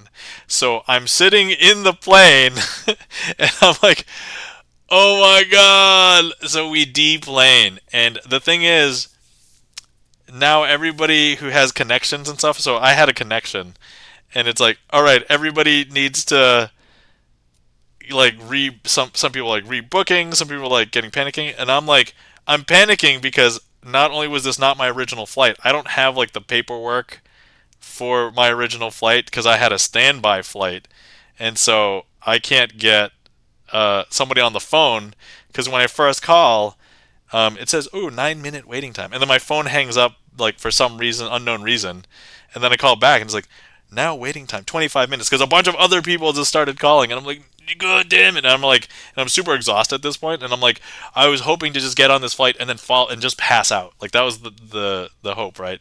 And so now I'm like, oh, what the hell? Anyway, within less than 40 minutes, they were like, we're going to reboard. So it was basically an hour from when the initial flight was about to leave, was when it was delayed. So it was delayed for an hour. And so I ended up, so they're like, okay, now we're going to start boarding again. And I'm like, oh, okay. And I was doing the math. Is it possible for me to make my connection? And I'm looking at the time and I'm looking at where we're going to fly, and it's like, okay, if we make it slightly early, and the flight crew said, okay, we'll make it about 10 minutes earlier than 1 hour delay, so like 50 minutes. And I'm like, so my initial now delayed layover was going to be like an hour and 20, I think. And now Cappy can make up that time in the air. Yes, so the captain tried to make up a little bit of time in the air, and he did. And so, for the most successful, shortest layover I've ever been a part of, we do the flight. I plan so that I don't have to go to the bathroom during the layover. I go to the bathroom on the plane, which I hate doing, but I end up doing. And I make sure that, and the captain did say, okay, there's some people that are making really tight connections, and I was listening, and I'm like, wow, some people have connections that are literally they're going to be boarding just as we land, and so that's not even counting like time to get off the plane and everything. So, and I'm like, okay, I'm not that close, but I'm close. So the shortest, most successful layover I've ever experienced, 8 minutes. So we land, and here I was on the plane connecting to the Wi-Fi, and all I'm doing is looking up maps for the terminals, where we're landing, where my flight's taking off, and I'm like, okay, how big is this to scale? Do I need to run? And so I basically grab my stuff, run off the plane, and I don't run, but I jog, and then so I'm jogging pretty quickly, and I make it to my connecting terminal 8 minutes before boarding. And so I technically had a little bit more time because of boarding, but like I'm like, I don't want to miss this because I will be extra exhausted, and I think the time for the next flight would have been an additional, let's see, probably 8 hours away or something. So courtesy to let the connections deplane first, but it's on honor system. Some people are jerks. Yes, I know. For sure, but I think they were pretty good, and also I was lucky because I was close to the front of the plane where I was on standby. I was actually in the 8th row, so it was actually pretty close. I was literally right behind where the first class was for the plane, so I was able to make it no problem. So the shortest successful layover I've personally ever experienced, 8 minutes, and so I made it on this flight, and I made it home, and it was only 3 hours, I think, after my other flight, because if I'd made it on my initial flight, the flight I was going to take had like a 2 hour, 2.5 hour layover, so that would have pushed me forward a little bit. But because my layover was so short, so my wife ended up picking me up just a few hours after she would have.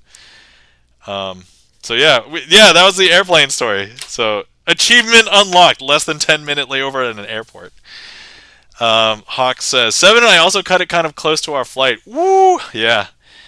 Talk about close flights. Thanks for reminding me. I was trying to forget, but I think it's such an achievement story that it is worth retelling.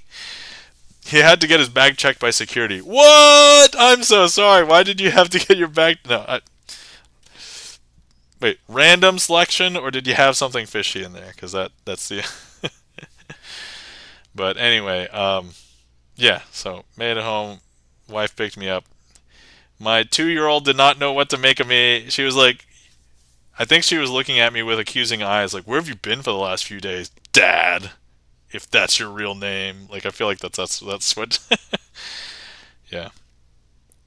Whoa, 10 minutes. Yeah. If it was a false alarm on their part. Oh, okay. I see.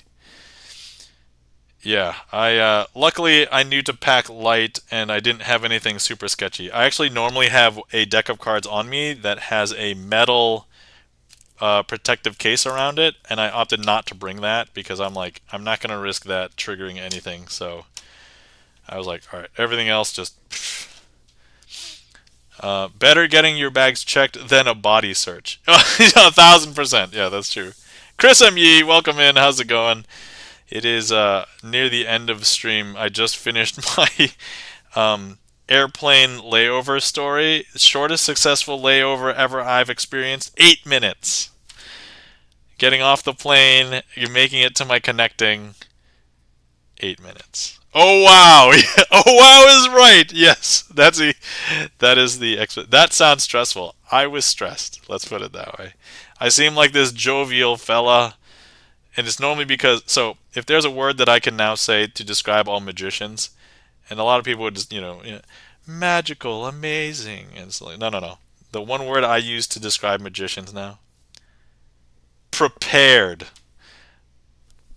And if you were, and I like to be prepared for everything, not even just magic, but like, for flights and things. And this was like killing me. I was like, if only, So my one mistake cost me effectively 7 hours.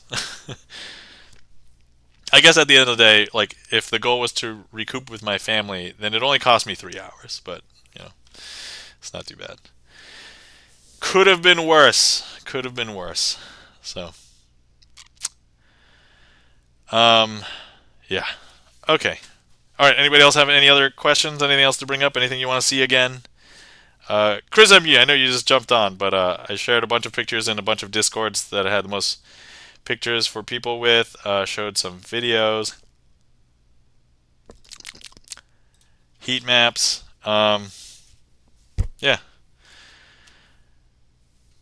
So, yeah, thank you for getting the eat. Man, I've eaten a lot of heat maps. All right. I was thinking if I ended early enough, I would play a game. Did not end early enough. I'm not playing a game now. So, oh no, somebody moved in on me. Oh, that's too far away. I can't get it now. uh, all right, guys. I think that's it. So, hopefully you all had fun. Hopefully everybody enjoyed the TwitchCon recap debrief part 2. Delicious. Thank you for the delicious heat maps. Once again, if you've just been sitting around for a while and you've not hydrated, please hydrate and stretch. Yeah, my shoulders from carrying my luggage the entire Sunday and a half were super sore for like 2 or 3 days. Chip, you haven't seen me eat heat maps before? Oh yeah, I guess normally because you've been in on the video game streams and not so much the Magic streams. So yeah, I eat more heat maps during Magic streams, but yes, thank you. Cool, awesome. Let's go find somebody. Oh wait, before we find somebody. Oh, I didn't know that would show when I click the screen. Oh yeah, if you didn't know, I have heat map enabled, and so I use it for when I ask people to select a card. I don't do it for this view. I do it for my Magic view, which I'm not set up to do right now. But like, let's pretend this was the case and I just spread the cards. You can click directly on the screen and then people can interact. We've used it for selecting a card. We've used it for people making predictions, like guess where this card is. Is it here or here? Or everybody vote on a pile. Which one do I do first or whatever? So yeah, it's been a good use of the heat map extension. All right. So if anybody's not following Gibson Lens, please give a follow to our mod and give some mod love to Gibson Lens. Plays piano and has a bunch of music songbooks to read from. Also has composed a lot of his own originals. And Chris MU says, I put one in a hard to eat spot. Yeah, sometimes I'll just give up on those ones, but this one is at least so I could do something like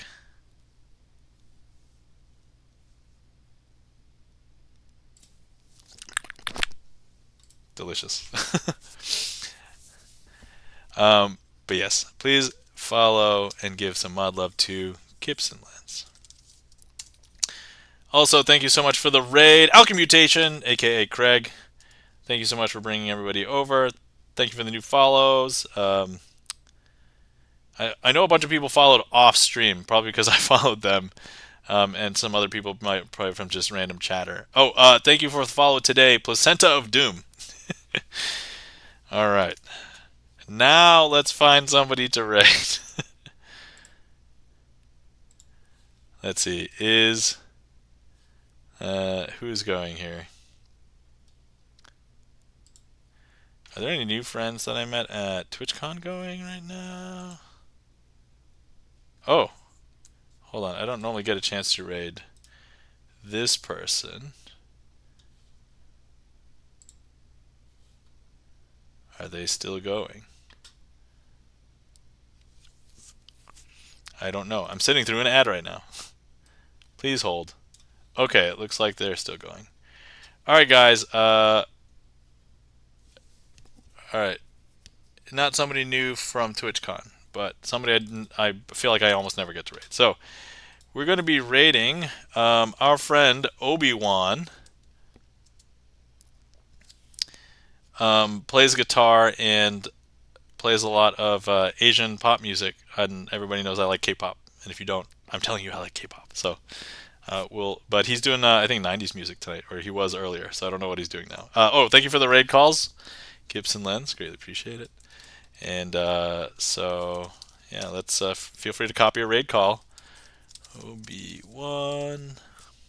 If you get left behind, there we go. And everybody, thank you so much for coming to hang out and listen to me talk about TwitchCon Part 2. And if you guys want to check out my Magic streams, Sunday night, Sleight of Hand Sundays, happening tomorrow. And everybody, take care. Have a glorious night, and we'll see you around. All right. Bye.